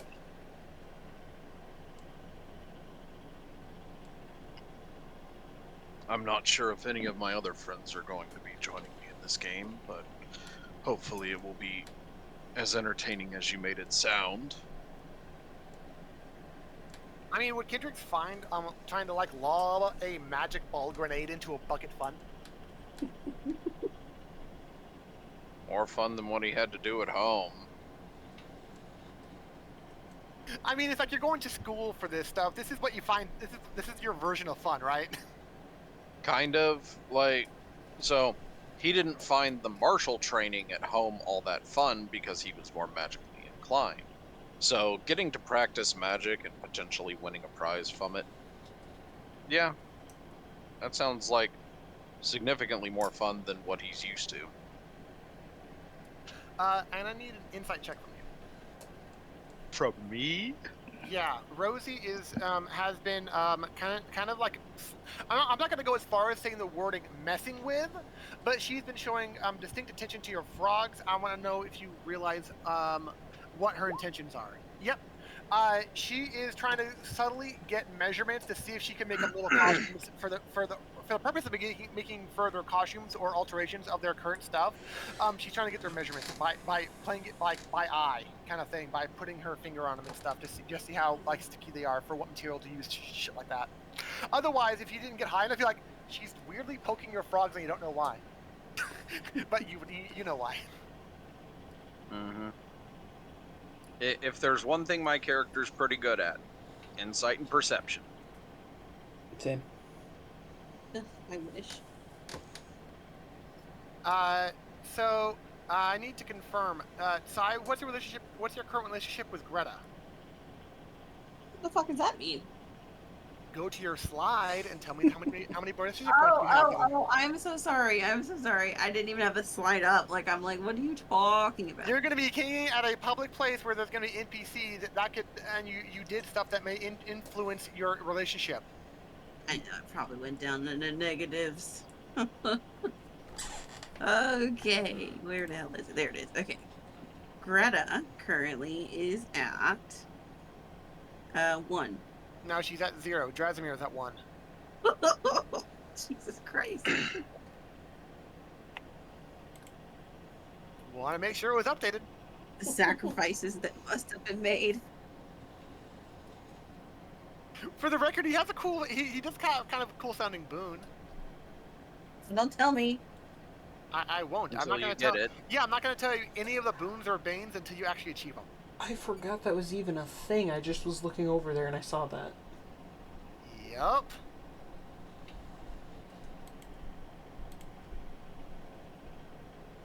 Oh shit! Wait a minute. Hold on. Wait. So, how do you get the bane? Does it have to be negative or 0?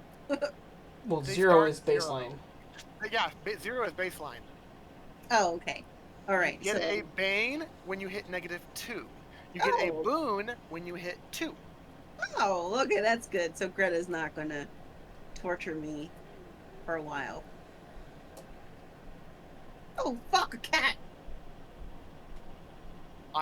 Kendrick is a big cat. We've already covered this. I'm sorry. I didn't mean to startle you.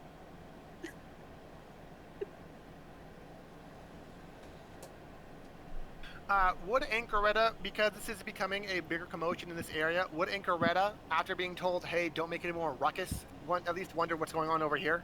Yeah, It's like, I'm not supposed to make ruckus. Why are they allowed to make ruckus? she'll go over here, and you know, I guess she'll probably realize that this is where the game's being held, right? Yeah. As soon as you get there, you barely you notice right to your left, like right as you get there, like, oh, whoa, oh, shit, Gosman, okay, hi. Like he just got there right when you got there, like, whoa, is it normal for both of you seeing the other just get there too? And Tilana, quickly, goes over the rules, in a tone that suggests she wants to get it over with already, but she does not skip anything important. And it is one of the, it is an aspect of her that I'm sure that Gosman can appreciate, because when you're trying to explain something to someone, it's like, oh yeah, I know, but you sure you know this, right? And it's like, no, I don't know anything about it. What the fuck are you talking about? She does clearly and concisely explain all the rules.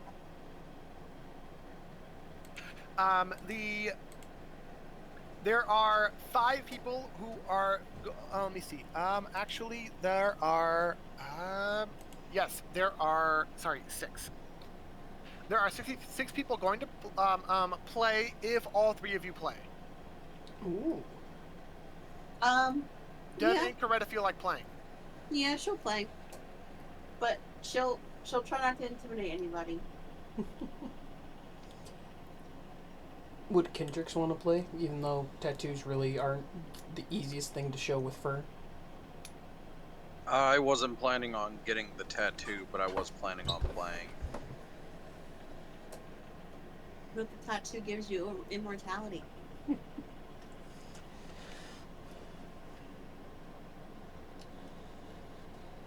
Maybe. Technically speaking, Goswin never asked how she got good at being a tattoo artist. Oh God, she made a deal with the devil. He never asked. Well, I mean, that would be So at the point of if I win. Technically speaking, no one really knows how she got her tattoo skills. Or what if she has like a billion tattoo pens from like Tasha's College and Everything Magical list kind of thing? What if she has a billion of like the same thing? And so it doesn't matter what you want, you're getting this one. Like you don't know because you never asked. This is gonna sound crazy, but what if her tattoo skills are like Goswin's vampire thingies? Oh my god. Thingies? Tattoos What are do you mean? cursed. They're all cursed. Oh my god. I'm getting all paranoid now. You got me all paranoid of vampires and shit. For the record, that's because you had a really low perception and you joked being a vampire, but with that lower perception in this lighting, he came off as a vampire. He's not actually a vampire, he's a human, but your character doesn't know that. Okay, before we get into that, I gotta run to the bathroom. Go for it. He sounded like he said that in character. Kind of. It was gruff due to urgency.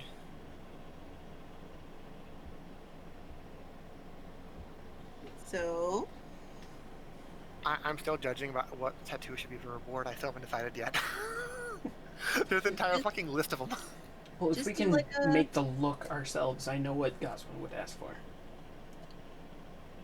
well, that's what I was gonna say too. Like, if there's like a list, does it show like you know what picture it is, and then what the benefit or not? It's name, rarity, description. Oh, With some tattoos, you do not get an actual option for what it looks like. If you're getting that tattoo with that effect, this is what it's going to look like. Just how it is. gotcha. Mm-hmm. So I thought maybe it was if I was like, oh, I'll get the one with the unicorn, and then it turns out the unicorn gives you like -5 to your strength. There isn't going to be anything not beneficial in that list, most likely. How beneficial is the rarity?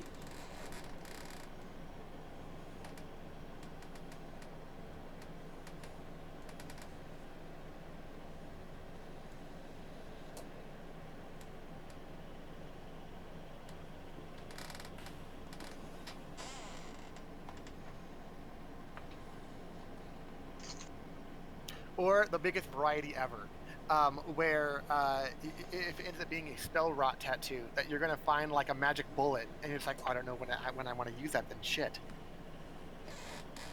Mm-hmm. Because you know what that is, right, Si? A magic bullet? A spell rot tattoo.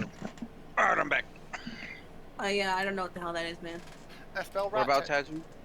Consider a spell rot tattoo like a magic scroll. You don't need to be the class of. Oh, The tattoo of the spell is put into the spell power. Everything needed to cast a spell is put into the tattoo. Mm-hmm. You cast a spell as an action, or if it's a bonus action kind of spell kind of thing, or a reaction kind of appropriate kind of thing, and it's a one shot. But because it's a variable concept, because a spell, the rarity depends on what level spell it is. But almost literally any spell on anyone's spells list can be put into a tattoo. that's cool. Yeah.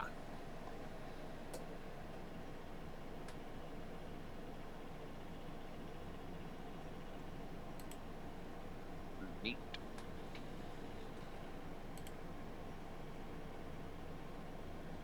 Okay, so Xanther is cheering, and Tilana is kind of being the judge and curator and the like proctor of it all. But she makes it very clear that the idea of this game, who's the person who cleared it, who had the idea for this location, who cleared all the tables out, who got the wizard gizzards from the professor. And you should all give a big round of applause for Javanish Stoutclaw, who made this all possible. Yay! I clipped. I don't know if it picked it up. Hooray. And Greta would just do like a dry clap.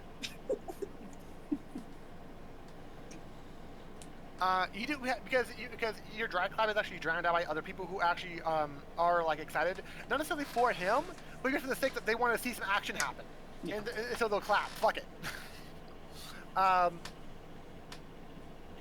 need the three of you to give me a perception check.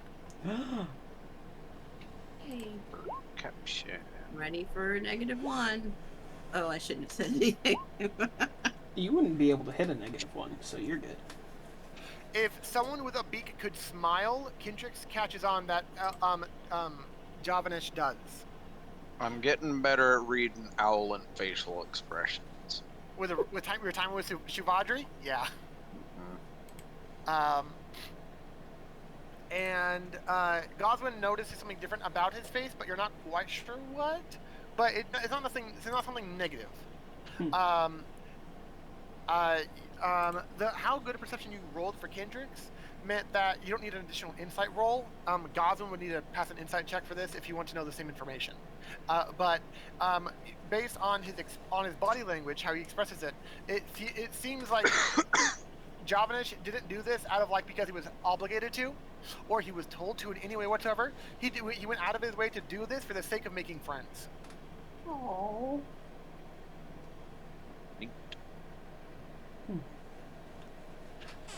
He brings his Owlin claw hand, awkwardly rubs the back of his neck, a little embarrassed for the attention, and he just wishes everyone to have a good game.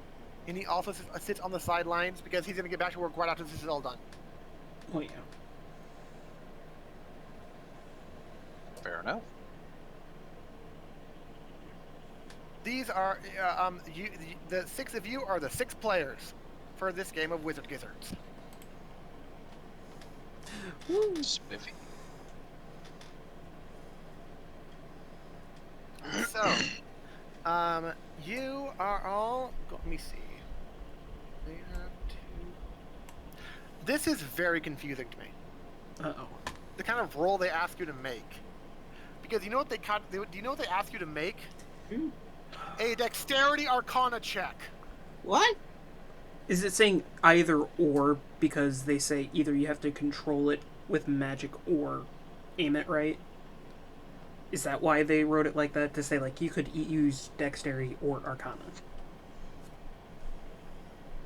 You think they would say that outright, though? Yeah, that doesn't look right. Oh, yeah. That's not right at all. Backtrack. I will accept an arcana check from the 3 of you, or a sleight of hand, to try to angle the funnel just right for how you think it's going to happen. You know, fair. Yeah, we're all going to choose the same one. Is your arcana better than your... Oh, it is. No, my arcana is the same as my strength. Well, no. Arcana versus your sleight of hand, because that was the question. Oh, yeah. Yeah, I have 0.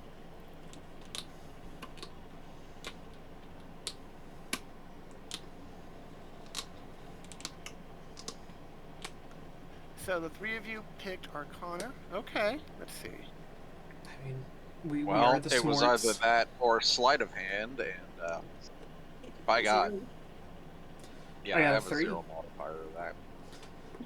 I have the best out of it, but it's still not as good as my arcana.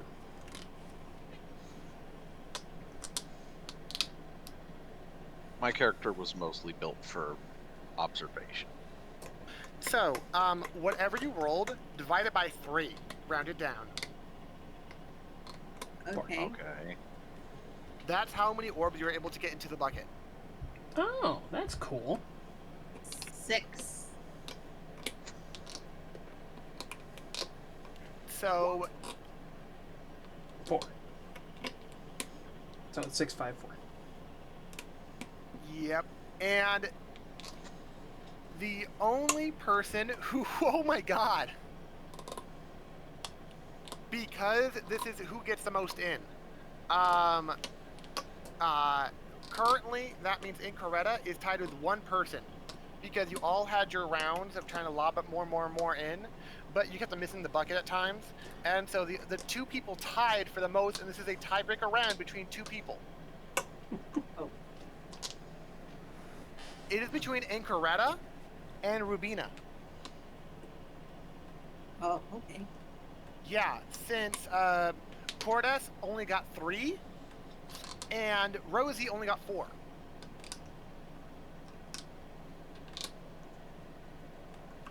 Right, well, Kind she's of. going So down. head to head on just you two. I kind of wish it was like Rematch! at least 2 rolls to see how many more you could get. No, it really was this is a really quick game to go through mechanically. Yeah. Hey, I'm right. I'm hoping I can get another 20. Okay, here we go. Oh, okay.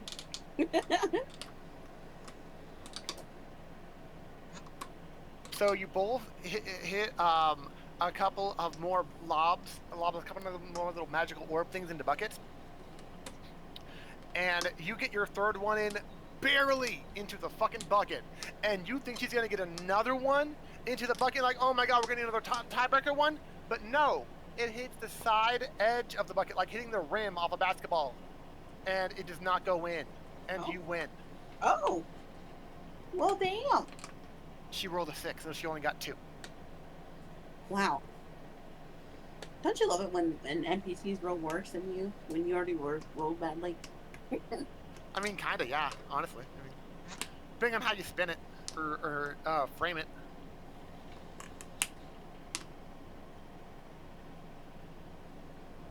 All right. So, what's the next round? No, literally, that was the game. Yeah, that was Oh. it. You. That's why yeah, I mentioned it about, was like, oh, I wish we'd everyone, roll more. yeah, I know. That's what I'm saying. This is a very quick mechanical concept. It was very quick. Yeah, it really was. Do one check, divide the number, do that math formula, and whoever got the most balls, magical balls into the bucket, you immediately win. It just happened that she happened to also roll a dirty 20. And that's the only way. Technically, if she rolled an 18, 19, or 20, she would have tied with you, but she happened to also roll a 20. And so you two win again. You got 3 in, she got 2 in, so you won. Mm-hmm. Yeah. So technically speaking, it was possible that none of you would have won a tattoo. Yeah. Oh, we have the main character plot armor. If that was true, the other two would have made it into the tiebreaker round. Okay. I didn't force those rolls from you. Maybe you should have forced us to roll twice. Not with this equation they want me to work with. You know, fair. Rubina talks, congratulates you in a very serious tone, as if she took this way too fucking seriously, that a lot more than she should have. But in a kind of tone where it's like, if you're gonna, give me an insight check. Okay, she seems like one of the people who they do enjoy having a nice laid back time, but when they need to get serious, they get fucking serious, like you should. If you care about something, if it's important to you, then you take it seriously. Just how it is. That's how she took this game. And that's how it's, and as far as you can tell, in her mind, that's the only reason why she got as far as she did in the first place and beat everyone else other than you. Man, it's competitive. Mm-hmm. And I'll remind you that this is a girl who, if you didn't know anyone in this tavern at all, she would have been the main presence you noticed, because she almost like sucks in everyone's eyes to her because she has that much of a natural presence about her. Mm.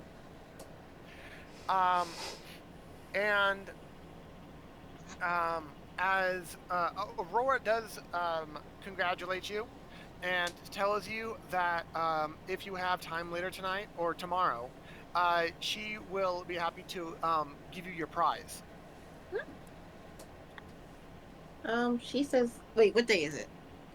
I mean, it doesn't... If you want to get technical part of the week, just consider it a Friday night, okay? Oh, okay. Well, then she'd probably want to get it done tonight so she can have study time tomorrow. Magically incorrect is really into studying. That one A got her hooked, huh? She was hooked from the beginning. She was. Like, I don't need no fucking study group. I got this, guys. Like, apparently.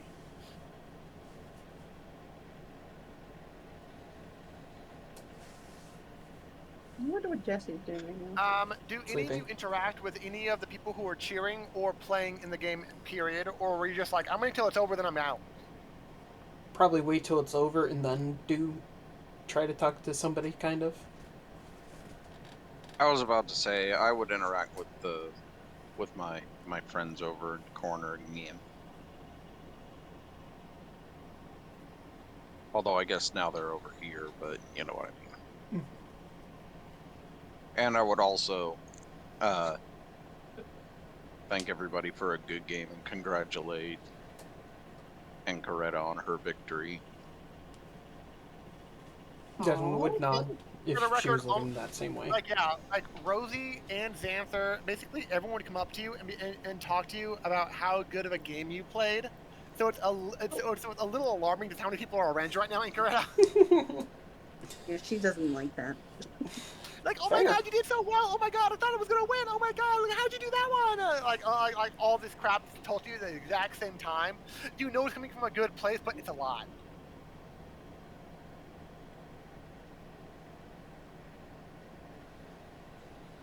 And the only person that you're not hearing a lot from is Aurora. She said her piece and then she left.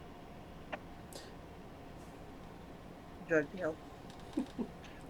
Basically, as far as she is concerned, you confirmed for later tonight, okay? Mm-hmm. Goswin would probably go back to sitting by her then.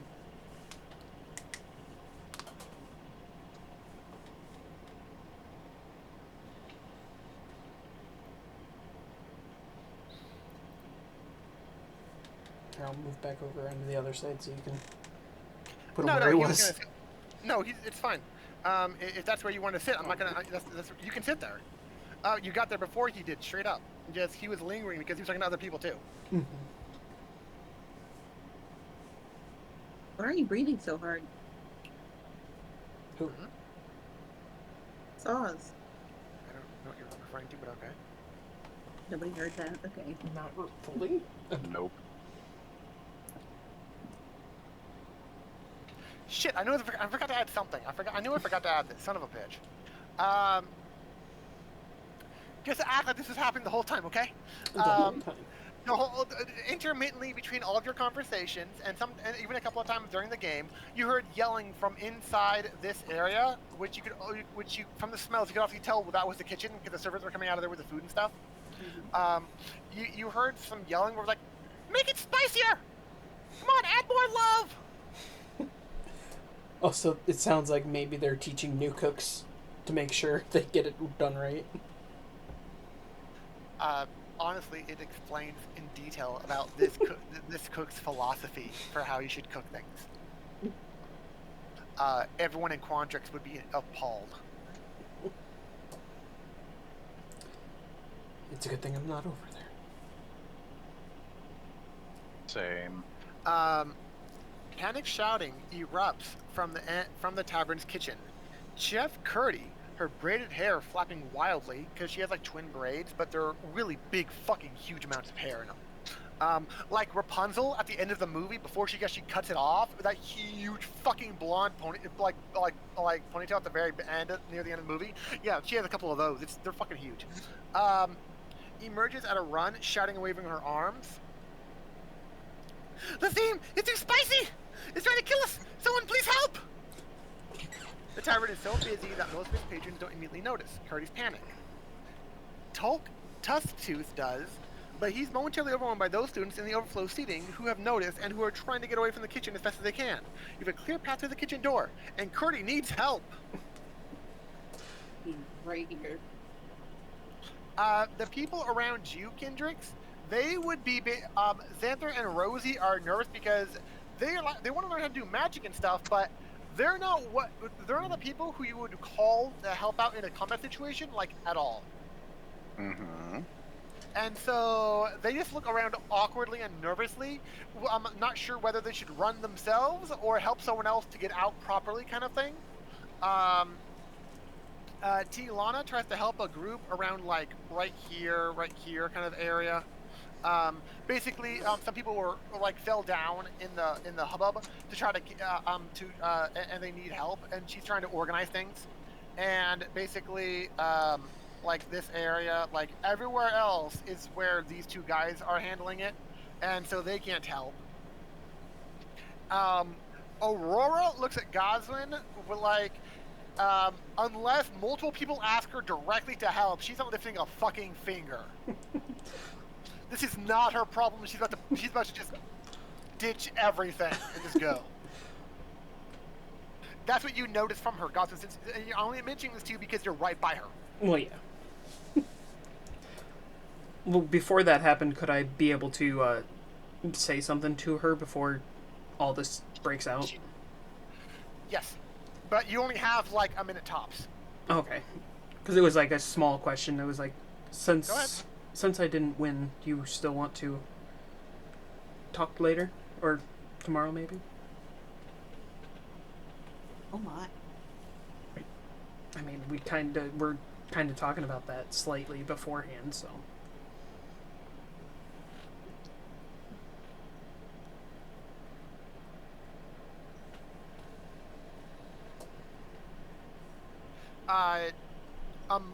Amongst the chaos, she clasps a it's kind of I would call it a purse, but it's not even it's not as small as a clasp kind of purse, but it's a little bigger than one, and she tucks it in her bag that you saw some other odds and ends like some music sheets or whatever, and she tucks it deep in there, and then she closes that like completely closes it up, and before right as she gets up to saunter off, she's like, yeah, let's put something on the books, and then she leaves. Fair. Alright. I would turn to these two, and I'm like, get the non-combatants out of here, and then move over this way. And then seeing as Kendricks they goes nod over at, there, they nod at you very quickly, yes. Goswin would follow suit.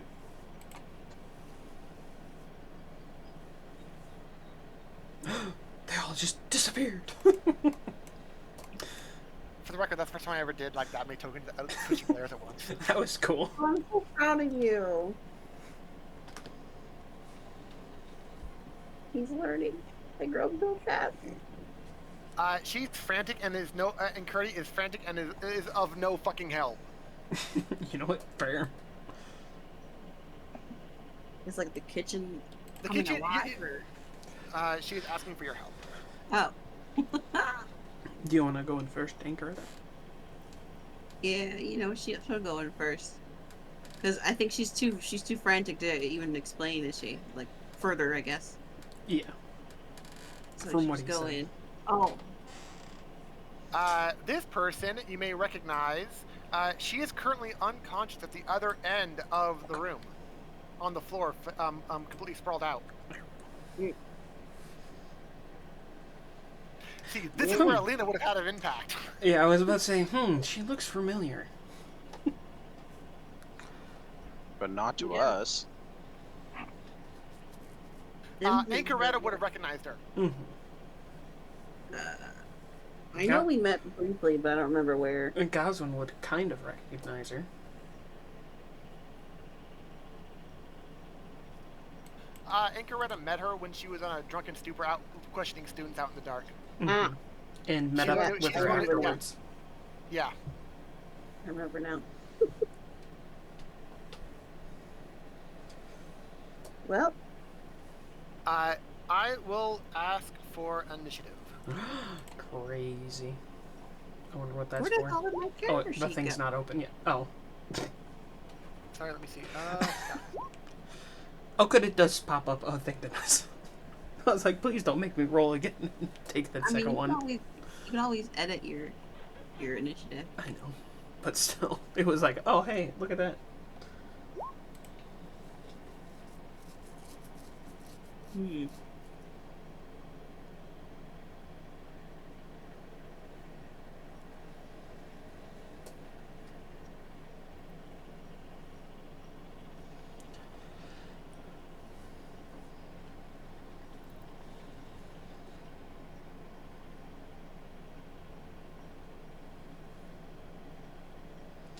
Would we kind of recognize what these are?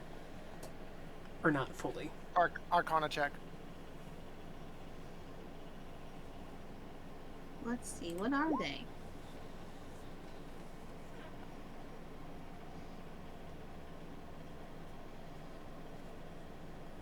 Would Kindred's not care? Where it was like, enemy's an enemy, fuck it. A little bit of both, I guess. Nope, doesn't care. The two of you rolled high enough to know that they are steam methods. Are Steam versions of them? Yeah. There's a lot of different versions. Dang. And from rolling that high, you can also realize that the most likely place they came from was the cauldrons. Yeah. Yeah, there's 4 cauldrons, 4 methods. Mm-hmm. Well, your turn, Goswin. You're first. Alright, I will Guiding Bolt green.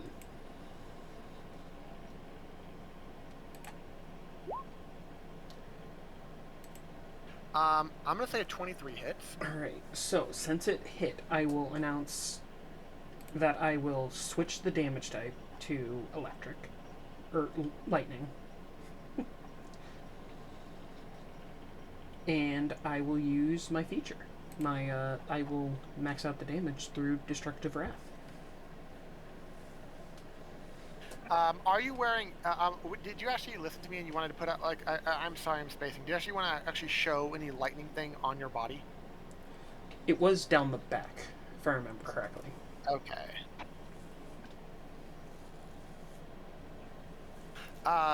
Kendrix would notice that there's literal, like, even if Incorrect doesn't notice and Goswin doesn't notice, but because it's on your side peripheral, Kendrix notices from his just pure passive perception, like light, splintering light coming through the clothing because it's that bright from Goswin's back when this happens. Interesting. So I will roll the damage because I cannot remember what the max damage is. Well, for a guiding bolt, it's 24. 24? Okay. Yeah. And you said you're hitting green, right? Yes. Oh, hey. One down. Because what happened was you were like manipulating radiant energy. It turned from like yellowish white to crackling, transitioning to white, transitioning to a crackling light blue and white, and then you shot it at him, and immediately it dissipated out of nowhere as soon as it connected. Nice.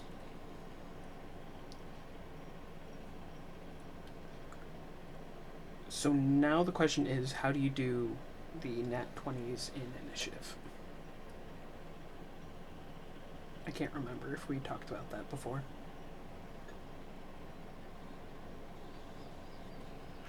I'm actually fine with just doing it the way Sai does it. Okay.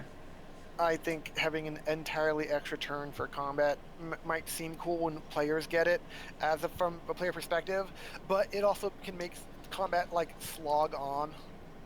Well, then the question is, if I critically hit, would that be more damage because I add a die or second roll? Or would that just be max damage? The max damage concept will replace rolling for the crit. Oh, okay. Because I'm like, I was curious because I didn't even know. Alright. Then that is the end of my turn.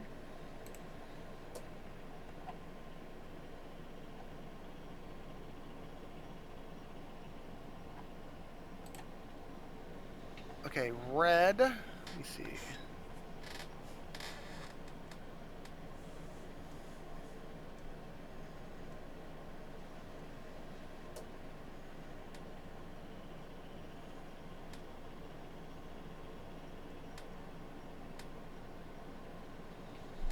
Oh, wow, yeah, I was confirming their movement. It's like, yeah, 30-foot flight, got it.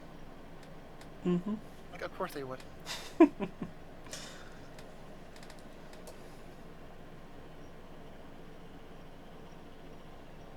Using 15 feet here, it erupts a steam cone to hit all three of you. I need a dex saving throw. Fair. Ew. Ew. Double ew. triple ew. Mine's not much better.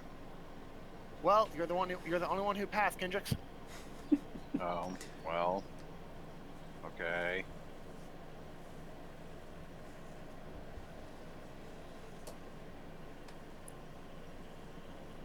A little steam can't hurt it. But a lot can't. The two who fail take 5 fire damage. Kendricks takes 2. 2 damage. Youch. That is too spicy. Says the guy who just one-shotted one of his other things. Hey, I'm squishy.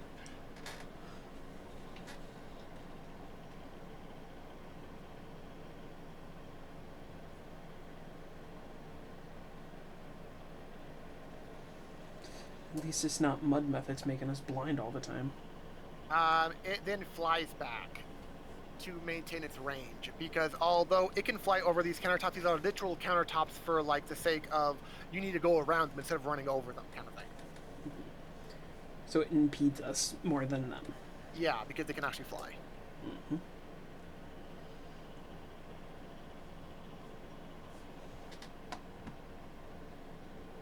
It uses all of its move to get here, so at the end of a turn, it will stay here, but it does the same thing. I had a feeling. Another deck save. Oh my god. Hey, can we not swap rolls? Wait, literally. Literally. Okay, let's hope the rolls aren't too bad this time. All of you take 4 fire damage. Ow. This one is not looking great. You should probably move out of the way. I mean, I didn't want to move in. It's now Incaretta's turn. Oh look, a method right in front of you. Yes. How about that?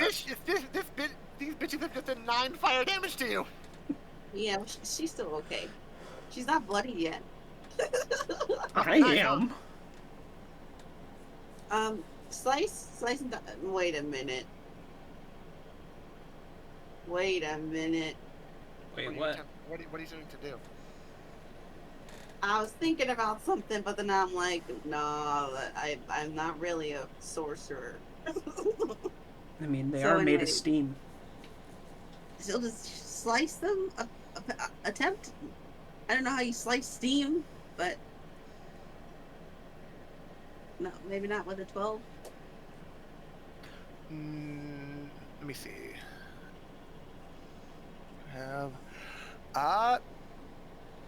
No, you hit it. Oh, okay. I mean, they don't have any armor, so. Yes.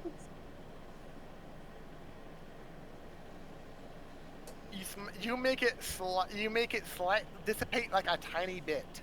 It's still around, but because it was made out of steam in the first place, you're not sure how damaged it really is. There is no bloodied of this. It still just looks like steam. Okay, well, I mean, that's... It did take the damage. It's not dead, but it did look like it at least took all of the damage. It didn't. Okay. It didn't. Yeah. She's gonna move one more. Well, actually, no. I was gonna go right here, but then I have to climb on top of that. Well, you could move one to the side and at least be further away in case they do it again. Oh, wait. I can go up here if I climb, right? Like, just, like, get on here. She likes standing on top of counters and tables today. I'd have it as rough terrain. So if you move on top of a counter, you're actually like moving around like dishes and pots and pans and other like cutlery and shit like that. So I'm gonna consider it rough terrain to make sure you don't hurt yourself while walking over stuff. Oh, well... If you're walking on top of them, because those are prep counters where you prep out all the food. Oh, no, she's not that disrespectful. She'll stand next to it then. If possible. Yeah, you can.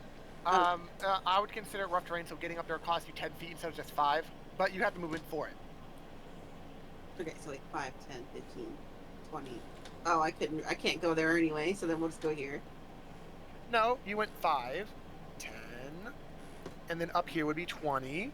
You had 20 feet of movement. You have 30 total, right? Oh my Yeah. god. I can't count. Math is hard. I'm surprised I passed college. So, do you have any bonus actions you want to do? I have like 4 of them, but I'm good. You sure? Yeah, they're all useless right now. Are you sure? Yes, I'm Look sure. at them one more time. Okay, fine. Let me look. Oh, Yes. well, one of them's not useless, but I'm not gonna use. Well, That's why I I mentioned it. mean, what else am I gonna be able to use it right now? So fucking action surge. Not what I meant, because that's not a bonus doesn't- action. Yeah, it doesn't cost you a bonus action, so you can do it for free. You can have another action right now. Go ahead. Slice. Yes, that one totally hits, right? Yeah. It does.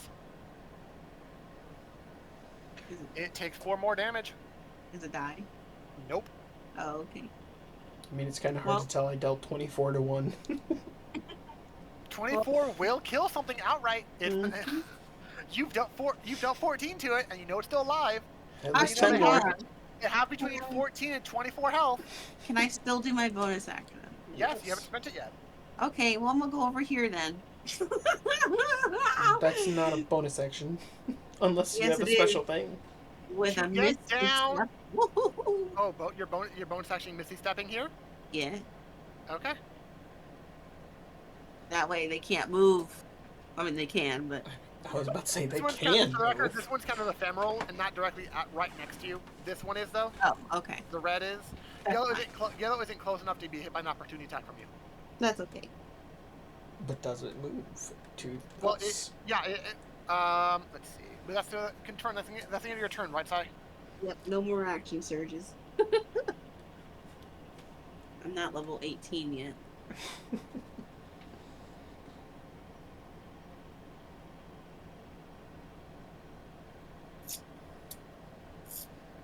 And he's not going by proficiency bonus times long rest.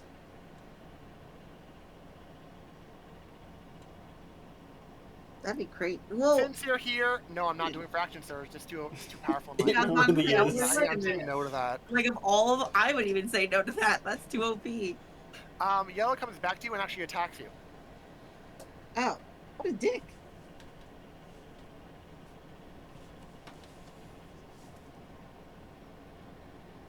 But a 13 doesn't hit. Nope. You hear like scream, like how like a teapot sounds, where like it's screeching right at your face, in anger. You know, that's good for the follicles in your face, like steam on your face. It's not, but it's not doing that for you. It's just you're hearing the sound. It's not actually feeling the steam effects on you. It's just basically screaming at you. Like how you hear like some kind of beast look upward and scream when it's angry, kind of thing. Yeah. Kendricks. Oh, okay, never mind. So, I've been considering what to do. Mm-hmm. And these are steam methods, right? Correct. Correct. But your character doesn't necessarily know that because you like kind of fucked up the Arcana check to realize that. I mean, they've blasted me with steam twice. So I would let you have an Arcana, not using any actions. As a free action, you can make an Arcana check with advantage to make sure your character knows what they are.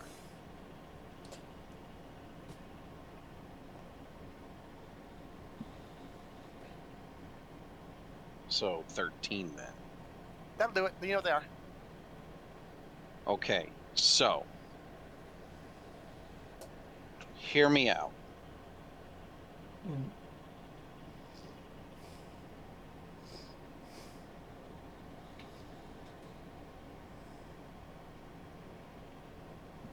That's a lot of reading. He wants to consider steam water and tries to destroy it. Oh. Because you can destroy up to 10 gallons of water in an open container within range. Wait, hold on. Isn't That's steam the only issue. right It's there? not an open. They're not in an open container. They're literally flying freely through the air. What about the last Okay. sentence though? You can destroy fog. Would you consider steam fog? No. So then I've also got this.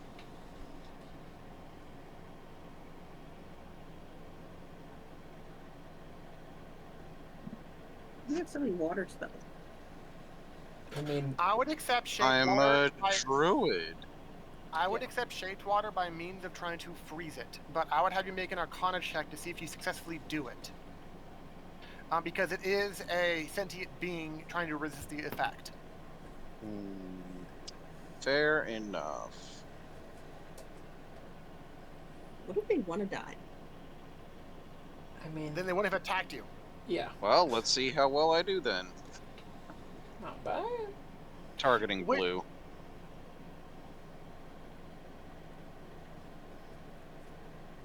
To freeze it in place.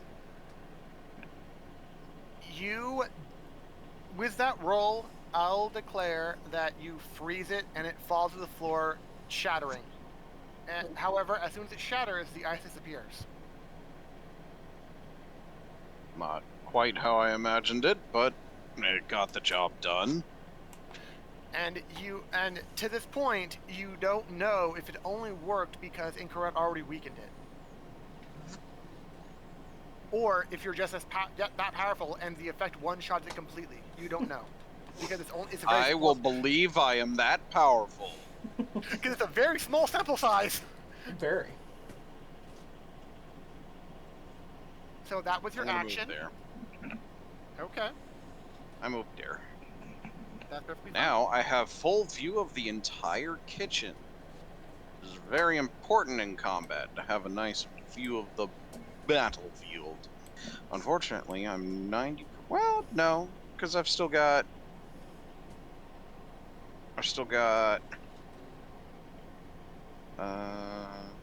Let's see.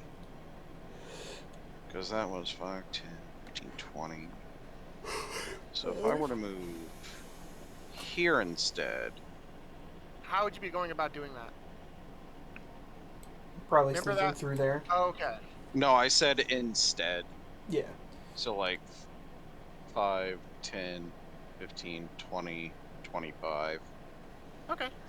So if I were to move there instead, because then you wouldn't be in melee range of anyone. I don't need to be. I am going to use a daunting roar at them. Creatures of your choice within 10 feet of me that can hear me must succeed on a wisdom saving throw. In this case, it is DC 13. Or be frightened. I'm just gonna do a collective roll for both of them. Fair.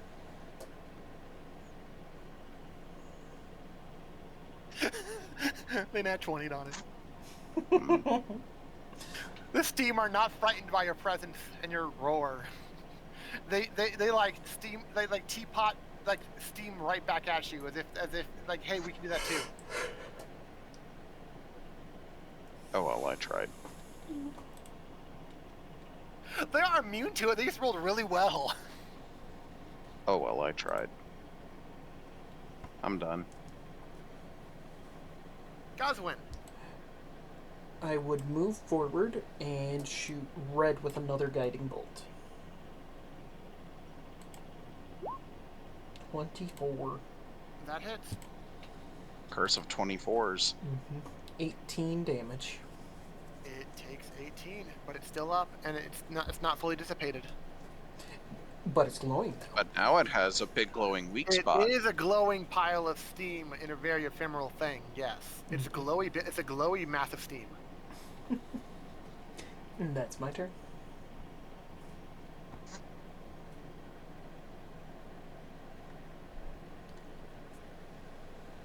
It will do another cone at Incoretta and Kindrix for steam. I need a dex saving throw. I'm glad I'm not stuck in this. Both of you make it. Huzzah! You take 2 fire damage. Once again, that doesn't change. Huh. Curious. And that turn is over. Incoretta's turn. Something Incorrect. is glowing right next to you. Wait, which one? The yellow one or the Red one is Red. glowing. It just hit you with steam. Oh, okay, the red. Okay, let's slash the red one. Okay. At advantage. Yes. You didn't need it because that 7 did not help you, but 18 does hit, We're and flying. that is enough to make it go away. Yay! We Huzzah. murdered. So sample size, they all have 24 health. Seems legit. as far as you can tell. This could be like Big Daddy method. You never know. So you did your attack. Did you want to do anything else during your turn? I mean, You could heal to be No. safe, because he's right next to you if he hits. I feel like there's bigger fish than him. He's not a fish. So she will not Exactly. use that one bonus action right now. She's good. She's not gonna get killed by some steam. Okay. I agree. So are you ending your turn? Yeah. Another deck save. From For both both of of them. us. Yes, the two of you need another. I'm glad I didn't move closer.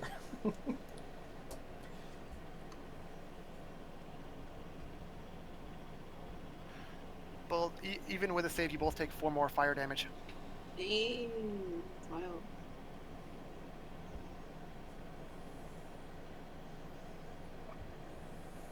Sometimes they like to roll really well. Other times they roll really crappily. Like, oh, how much damage did you do? It rolled oh no, it rolled like a 4. They only take 2 fire. Okay, then shit. Because you both saved it, kind of thing. But this time it rolled max, and so yeah, okay. But it does nothing else.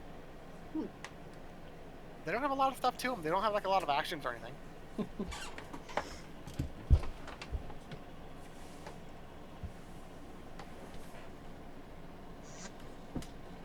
Kendrick? My turn then. Yep. Cool beans. I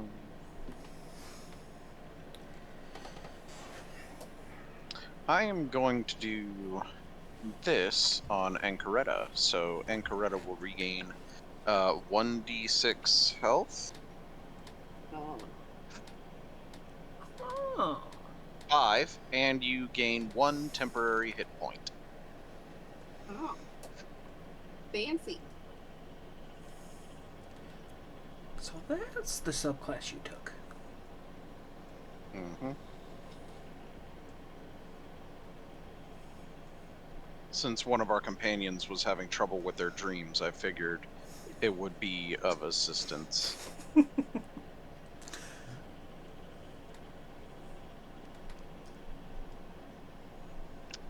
But that was my Bonus action. bonus.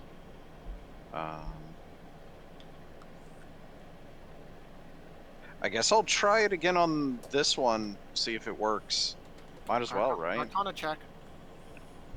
Yeah. Even better. You seemed to crystallize part of it, and it lands onto it because its wings broke and fell off, but it's still up. Hmm. Well, I tried. With that, though, I am going to move. Let's see. How do I want to move? So instead of flying next to you in Coretta, it's now just standing on the like on the table next to you. Oh, okay. Who wants to be part of the pool game? I'm gonna move here. How? Oh, using extra movement to go over the table. Go around the table. Yeah. Like. Okay. Because I don't want to disturb any of the dishes or anything on the table, and I don't feel like climbing over it, and I definitely don't want to walk past it and give it an attack of opportunity, so I'm just going to go Like, if you're long from way here, I'm around. gonna, what, 5, 10, 15, 20, 25, 30. You have 35? I have 35. Okay. Schmancy. Yeah. So is that all Yeah. for your turn? That was everything I could do on my turn. Action, bonus action, and... What you got, Goslin? I was thinking about doing a spell, but then I thought maybe not. So I will just Hey, firebolt they're it. not fucking- Okay, I was about to say. I mean, There that are is a fire- spell. Well, I was thinking about doing a I'm not going to do a spell, so I'll do a spell. Okay, the attack hits. for 9 fire. Fight fire with fire. Genius. Well, It that's literally not absor- fire. It absorbs the fire, and your spell does nothing. I should Oh. have done the other thing then. I was joking when I said that, but apparently it's true. I mean, it's not fire technically. So, I mean, don't you use fire to make steam? for the most part, but that is all he can do then. This is a sentient, hostile creature. It's not going to follow the same exact rules as benign steam side. Exactly. If anything, it could be resistant, not immune. This thing's immune, dude. Yeah. And now we know. And yeah, you burned a turn to learn it, but you know it now. Mm-hmm. It's a good thing there's only one left. Highly damaged. Movement or bonus action? Well, right now I'm far enough away and I could summon a quill. Yeah, I'll do that. I'll summon my quill.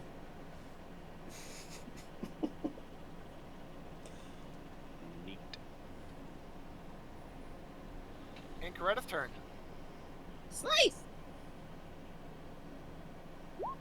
No, Does not hit. that's sad. Okay. That's her turn then.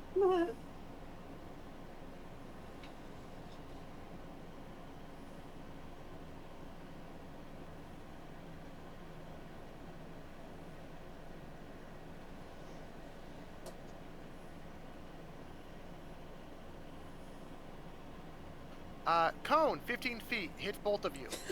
Need dex save. You move so He far moves away, 5 but feet not far short. enough.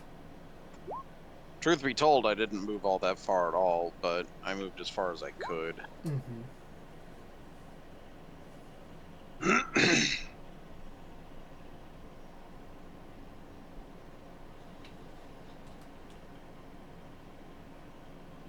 You both take 3 fire, even after saving. Okay. This is a guy who just does not want to fucking give up. I swear to God. My turn then. Yeah. So, first of all, You're like, not having that shit again! second,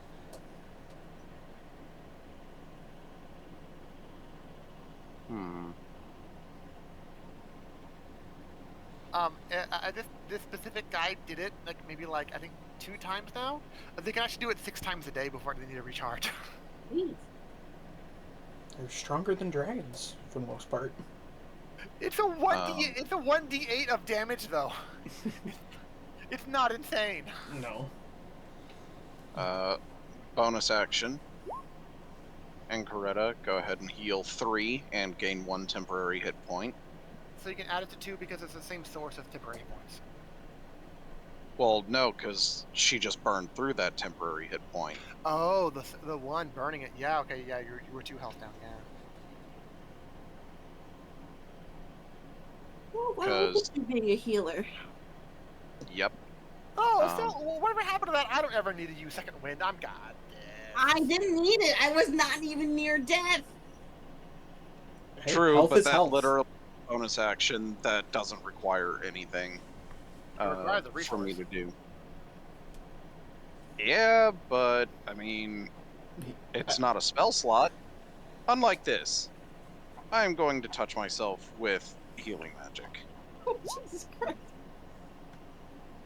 So your turn consists of healing you and your fighter friend. Yep.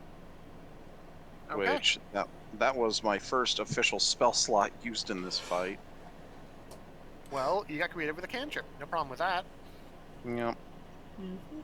Goswin. So I will not do what I did last time. Probably a good idea on that one. I will move there, and I will use another cantrip. Is it on Called? this one? Oh, I don't. Wait. Oh, no, I didn't. actually take that one. That one was left over from before, so it's fine.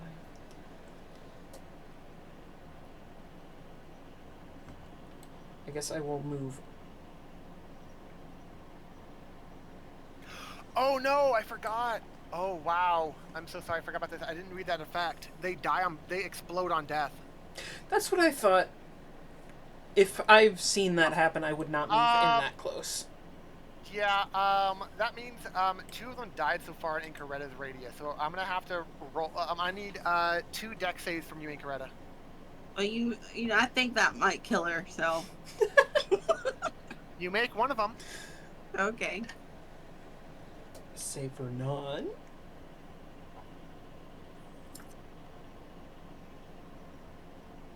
Well, the good news is you saved on the when it rolled max damage. Oh, good. So the 2 death explosions make you take 7 damage. Are you up? Hot. Holy shit. Yeah, I am. I'm up. Okay, good.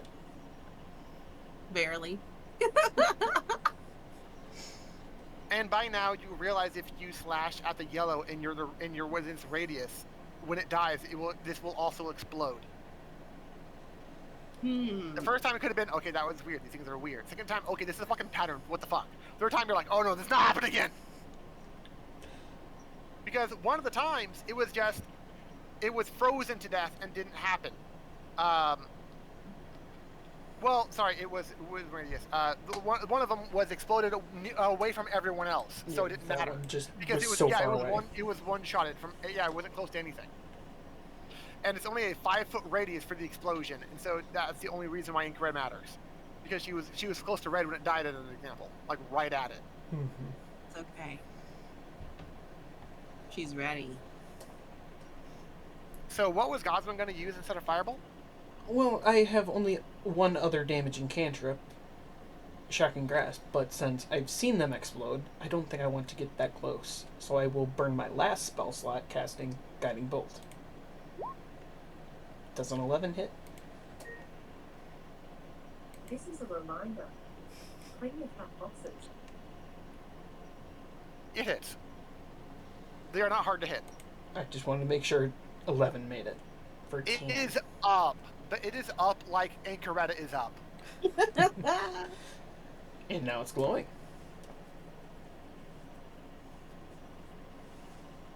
Incoretta, your turn. Yeah, we're gonna use second wind. Might as well use it first before you do take damage. Okay. 9 health. All right, and What it's do you- just gonna stab it, slice it. With 2 hands, because she's pit. With Actually, no. advantage. Oh, Yes. that's good. Advantage. Yay! Roll damage. 6. Dies. Deck save.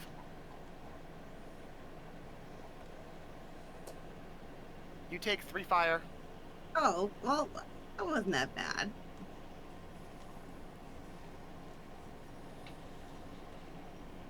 Combat over. Well, we see most.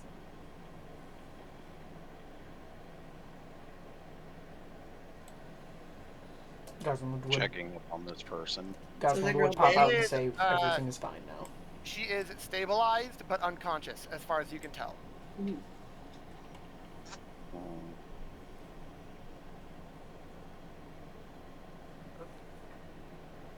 And Coretta would only vaguely know, like, I might have seen her that one time. I don't know. She was I'm gonna drunk do and- dishonor. Be healed, bitch. Oh, using a spell on the ring. Okay. Mm-hmm. Yeah. What did you think you should use? I don't know. A lot of you are not the best health. You Oh. might have been using it on one of you. There you go. Fair.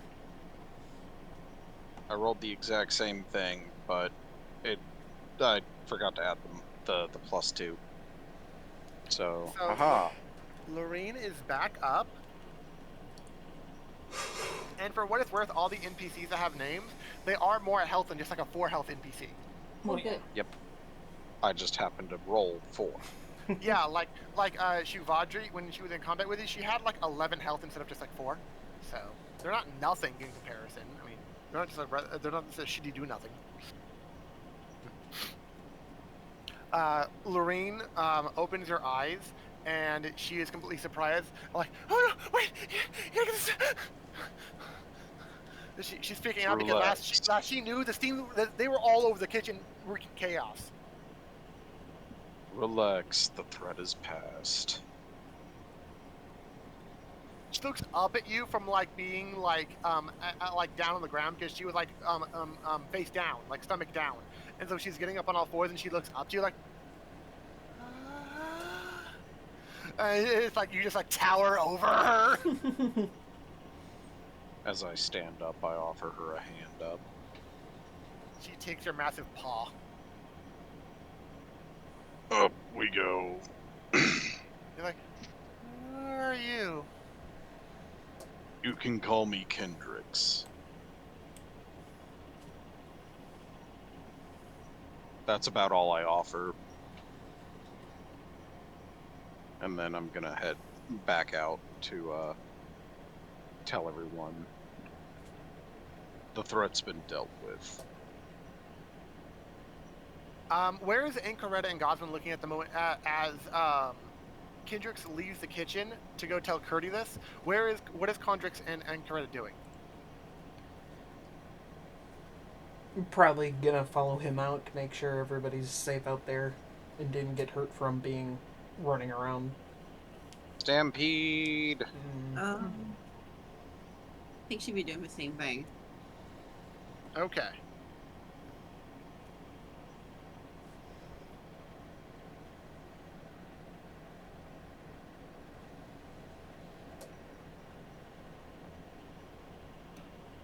Let's see.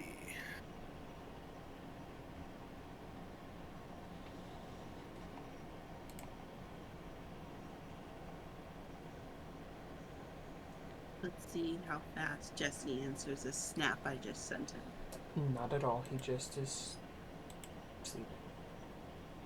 Tulk is with Curdy when you get out. Oh wait, should we be out there? Well, he's kind of at the door, so we'd be like at the door. Ah, there we go. Tulk and who currently looks the most hurt proportionally ratio-wise out of the three of you? Most likely me, but at the same time, I think Ingrid is about the same. Are you Percentage. Nope. She healed enough. Ratio-wise, it's the other people other than Tulk offers Kendricks and Goswin both a healing potion. Oh, nice. Thank you. I appreciate that. My current like numerator is probably the same as yours. Just No, like... it's not. They're not 50%. No, I'm saying they probably have at least 10 health. No, they don't. No. Nope. Oh, Not for current health. No, they don't. Oh god damn, y'all. That's why he's offering it to them rather than you. I have 14 max health, and I took He had 9. Oh, okay. Yeah, y'all. I have 19 max health, and I have less than 9. Yeah, she's not gonna be upset that she didn't get any. Because they look worse for wear, and he only had a couple of healing potions on hand. He didn't know this kind of thing would happen. Oh, But he still had a couple on for emergency, but he only had the couple. And Tulk looks at you apologetically, Incaretta, and like he asks that you hope he hopes you'll understand that he doesn't just offer you one too, because he would if he could. She nods. He explained that sometimes Curdy's culinary experiments go awry. So such chaos isn't unheard of per se, which is why he has them on hand. Curdy insists that it was not her fault, and that the methods were not part of any new recipe test, and they came out of nowhere. She has no idea what happened. That's suspicious.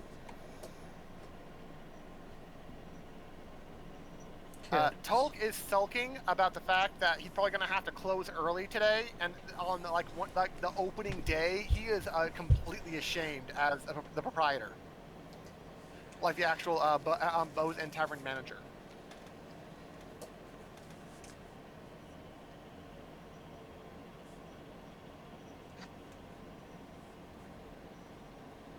Is there anything any of you want to do now that they said that, and that like they don't know what happened or what caused the methods? Is there anything you want to do?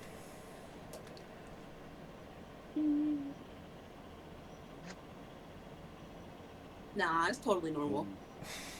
I mean, we can't really do anything about it because I don't know if we know anything about methods yet from learning about magical creatures and such.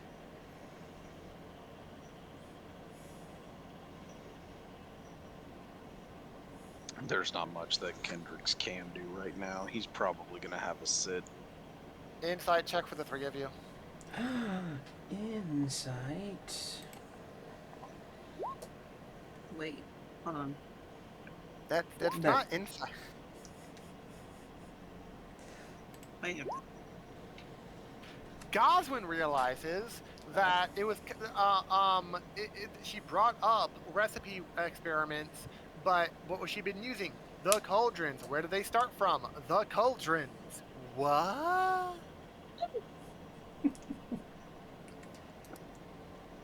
Would Goswin share or do anything with this information? I don't believe so. He would leave it to them to figure out since They it's their apparently don't place. know it though. That's the point. Well, it would be more like, I feel like he wouldn't just be like, oh, I don't know, and then just walk away. I feel like the owner would try to look around in the kitchen to see like, okay, what actually happened in here. No, it was one of those. It's her kitchen is kind of her domain, and she doesn't know what happened. He realizes it lost some customers, but normally he doesn't bug her in the kitchen. So many times he doesn't necessarily know what goes on everything in the kitchen. And technically speaking, this could have been a place where one of you could have worked if you wanted to, Mm-hmm. like in the kitchen here, or like a bartender or whatever. So you're saying that it was because she used the cauldrons that... The insight let you realize the cauldrons were the culprit of getting the methods here. But she says that it was sometimes she had, as I was describing the food earlier, no one knows the exact ingredients, so she might be experimenting with new recipes. But she insists that it was not some weird experiment with a recipe or a test of any kind. She said it came out of nowhere, and she has no idea what the cause was herself. Because she's a simple cook. Oh, okay. She was framed. Well, the only thing that seems strange thus far, and that is a consistent thing from all of this information, is that the cauldrons seem weird. You should probably inspect your cauldrons to be safe then, if you don't know what happened.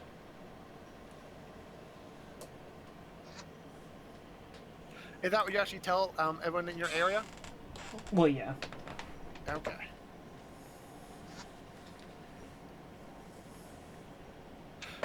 The two of them would be in the kitchen, but it would be more of her like defending herself, and like she was going to get blamed, and it shouldn't be blamed on her because she was innocent in all this. She was just doing her best, kind of shtick.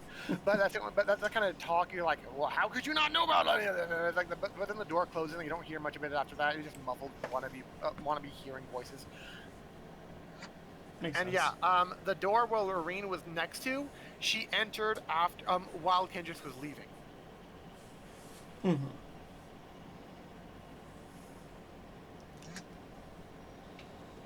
Technically speaking, yes, this is another adventuring thing where it's like the end of the adventure, you inspect a thing, and it's like, oh my god, that stuff again? What? Yeah, but you chose not to actually go do that. Well, yeah, it's their area. If they go in, I don't feel like following them unless other people do. But Sometimes you you gotta went, respect the privacy of others. is that why she went into the staff employees only door to find the bathrooms after the other people went in, because she respected privacy? There's different motivations there, okay? It looked like they were doing something suspicious, so she wanted to be safe and watch out. Yeah, we could have been kind of. How vindicated were you if I ended up making them actually have a drug ring? Oh my You would have been God. like, I would have felt so vindicated. Would have been riding that high for weeks. It'll be like No the drugs last needed. session. The last session of the game, we find out that the real enemy was the drug ring that was happening. And like none of you, all these random rolls I had you do, and like they just made sure, like, oh, you guys never noticed it. It's like, what? How? Because you were complaining that day about rolling low, and that's one of the low rolls. What do you expect?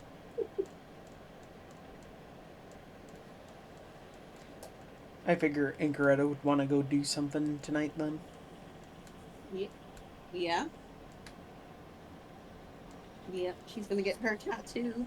And she won fair and square. And didn't pressure anybody to watch their rolls. I'm not saying I told Saws to make me win. I'm saying that she didn't scare anybody to lose. That is what. Oh, God. We know what you mean.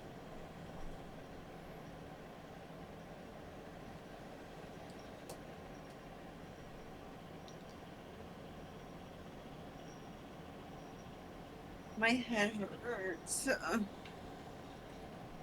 much water did you have? No, it's not because I'm dehydrated. It's a big one normally, so. I drank lots of water today. Would the three of you part ways at the end of this and just go back to the dorm because it's been a whole day? Seeing as I'm hurt, yes, I think Goswin would want to go back and at least sleep it off. Yeah. Would Anchoretta search out Aurora to get her tattoo? I think she would, and then she'd go to her.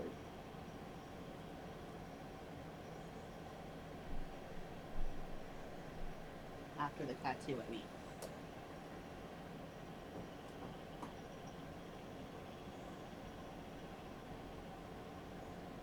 Nope, just take Aurora back to your dorm.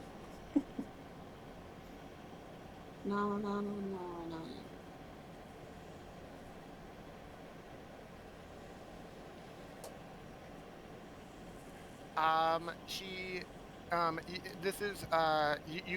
Aurora would be in her dorm room. But oh god, think of the most stereotypical person you would think, like what is the most stereotypical fan of like My Chemical Romance could you possibly imagine? You know what? That makes sense. That's her dorm room. Oh. But she does have a big comfy chair, so she relaxes in it. And so, but you see that based on how it can bend, it actually kind of like pseudo doubles as a bed because she has other furniture in here, like desks or like shelves or some shit like that in here. Like sure, she had like posters and shit on the walls, but whatever. She has more like a chair bed thing, and she asks you to lay in it so she can start the tattoo process because it'll take an hour to apply. Okay. Do you comply, or do you think it's a little weird by now? What do you mean? It sounds like a normal tattoo process. Wait, hold on. How many tattoos has Incoretta had? How would she know it's normal? I mean, like, is she using gloves? Nope, she has a magical tattoo pen in her hand that you don't know the full details of. She is asking you to trust her. Would you like to insight check her? Nah, Edgar, she works with the girl. If anybody who... She never talks about work even once. I know, but anybody who does the kind of work they do, they gotta be trustworthy. She's a hard worker, Actually, give me a raw intelligence check. You know from pure memory that she's not just a hard worker. She relishes her job and she genuinely enjoys it. Do you remember as a player what her job what she does during her job? Something. I forgot. Official title is groundskeeper. She uses necrotic magic as a as a Witherbloom student, and she uses necrotic magic to literally kill off the weeds entirely. Oh, and she that's... It's Wither and Bloom. I mean, yeah. Or some kind of necrotic magic you're not familiar with. I mean, she still trusts her. She'll let her do it. Well, I mean, it is the one you're leaning toward, right? Yeah. Guess she has to take her armor off.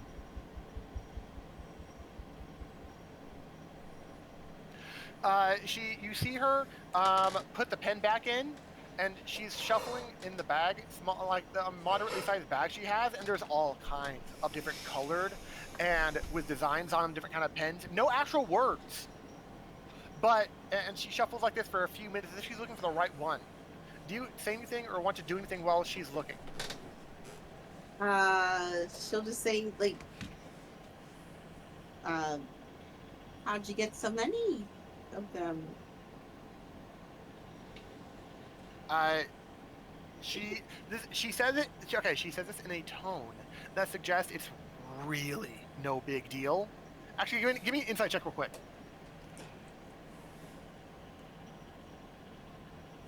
Every time it counts.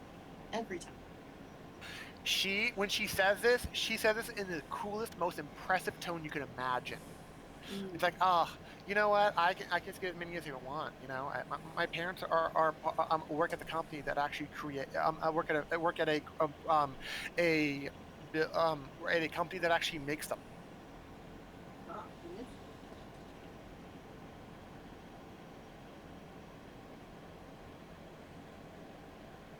She lands on she lands on a beigeish white one, but and it has remind me, what languages do you speak? Okay. Let's see. We do Sylvan, Elvish, Common, and Zamaghetti. You don't recognize it. Okay. It says one word in a language you don't recognize. Oh god, the bucket thing. What? You know, like in Mean Girls, the girl was like, you know, she got a tattoo for Chinese word for wisdom, and then she realizes it actually means bucket in English. No. That's what you mean. Actually, the best way to do that for a tattoo instead of bucket, it's like idiot foreigner, and like you just have that wording instead, because people who don't know kanji will never fucking know. She asks if this one is okay, or if this will work well with how you are. The color? She doesn't seem to be perception check. Okay.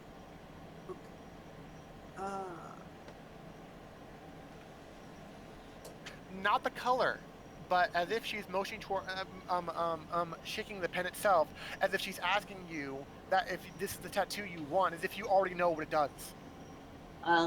Fair.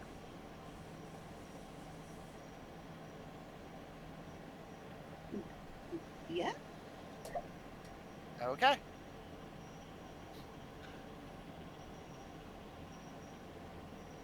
I will remind you that any material components needed for these spells that are on a tattoo, if you have to do one, it is not needed. Same thing for verbal and somatic components. I will not require them. If you want to say something special during that moment for like flavor sense, that's fine. But I'm not going to require that any of the VSM components are needed for the spells you do from any of the tattoos. Okay. Okay.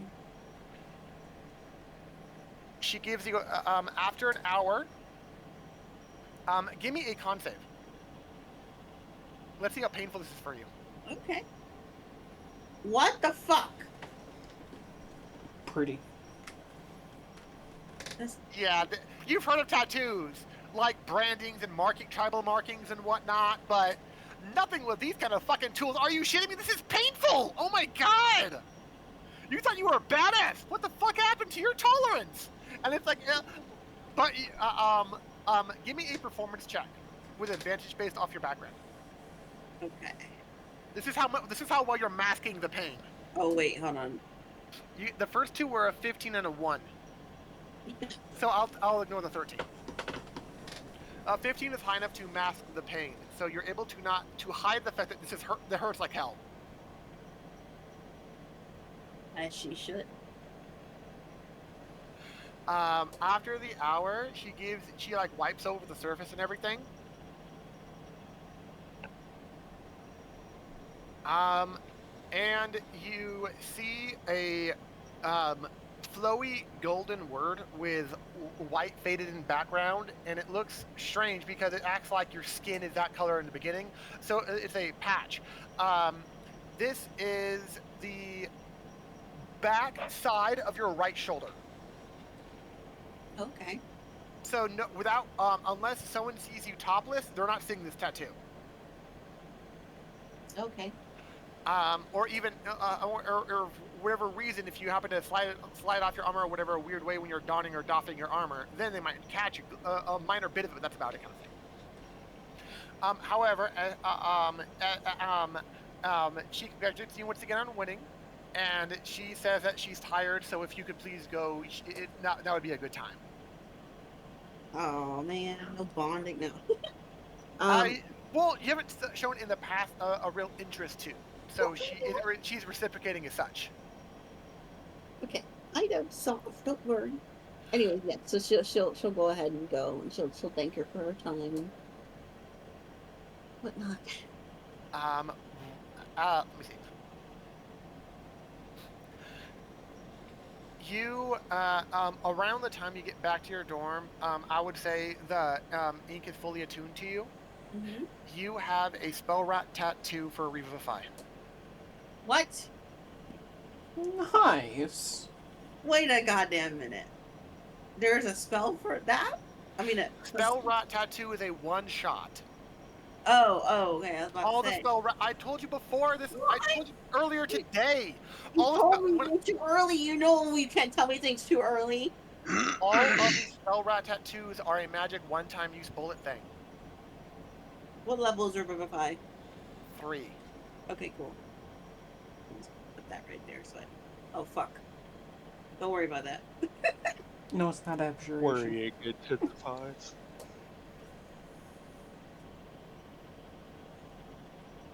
One-time use.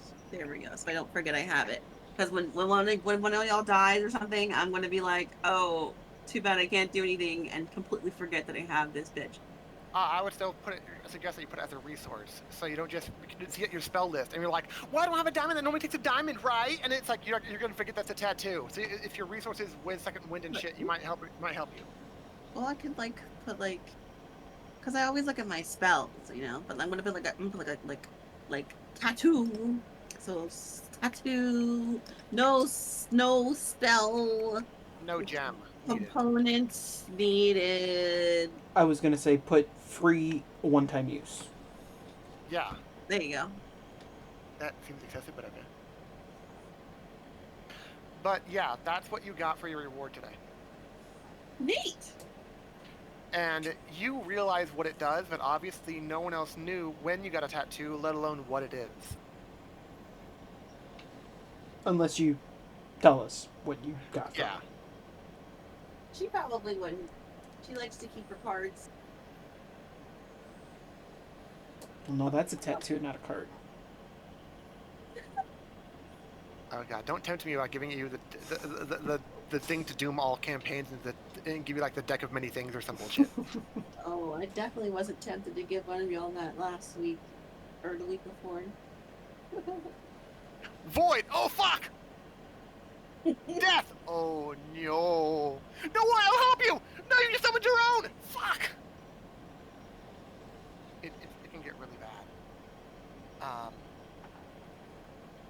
But yeah, based on how I was looking at the video, it was like a sequence of like one choice for what you want to do academically, 2 choices for what you want to do extracurricular. Keep in mind that the class-wise or academically, you can choose to study with someone or to what you want to, what a class you want to do, but how you want to act in that class is still up to you and your character.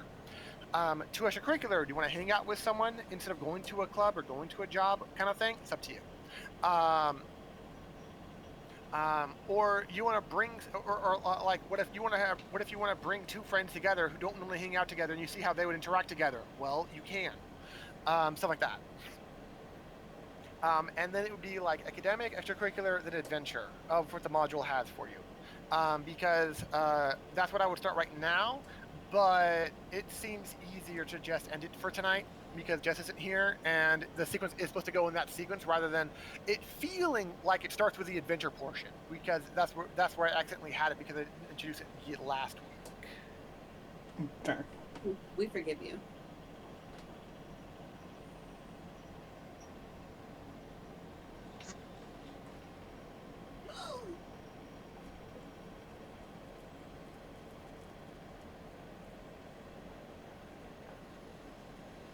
And I can just message Matt before next week about how any plans between him and Aurora go. Sweet. Because I don't feel like role-playing out a date with another guy. You know what? Oh, Fair. so wait, hold on. So you'll do it with me, but not him. A That's one-on-one fucked up. with another guy when I'm straight, yeah, I prefer not to, because it's only like one layer of roleplay between just overtly doing it with role-playing that with another supposedly straight guy. And they're like, it is a little weird at that point. Fair.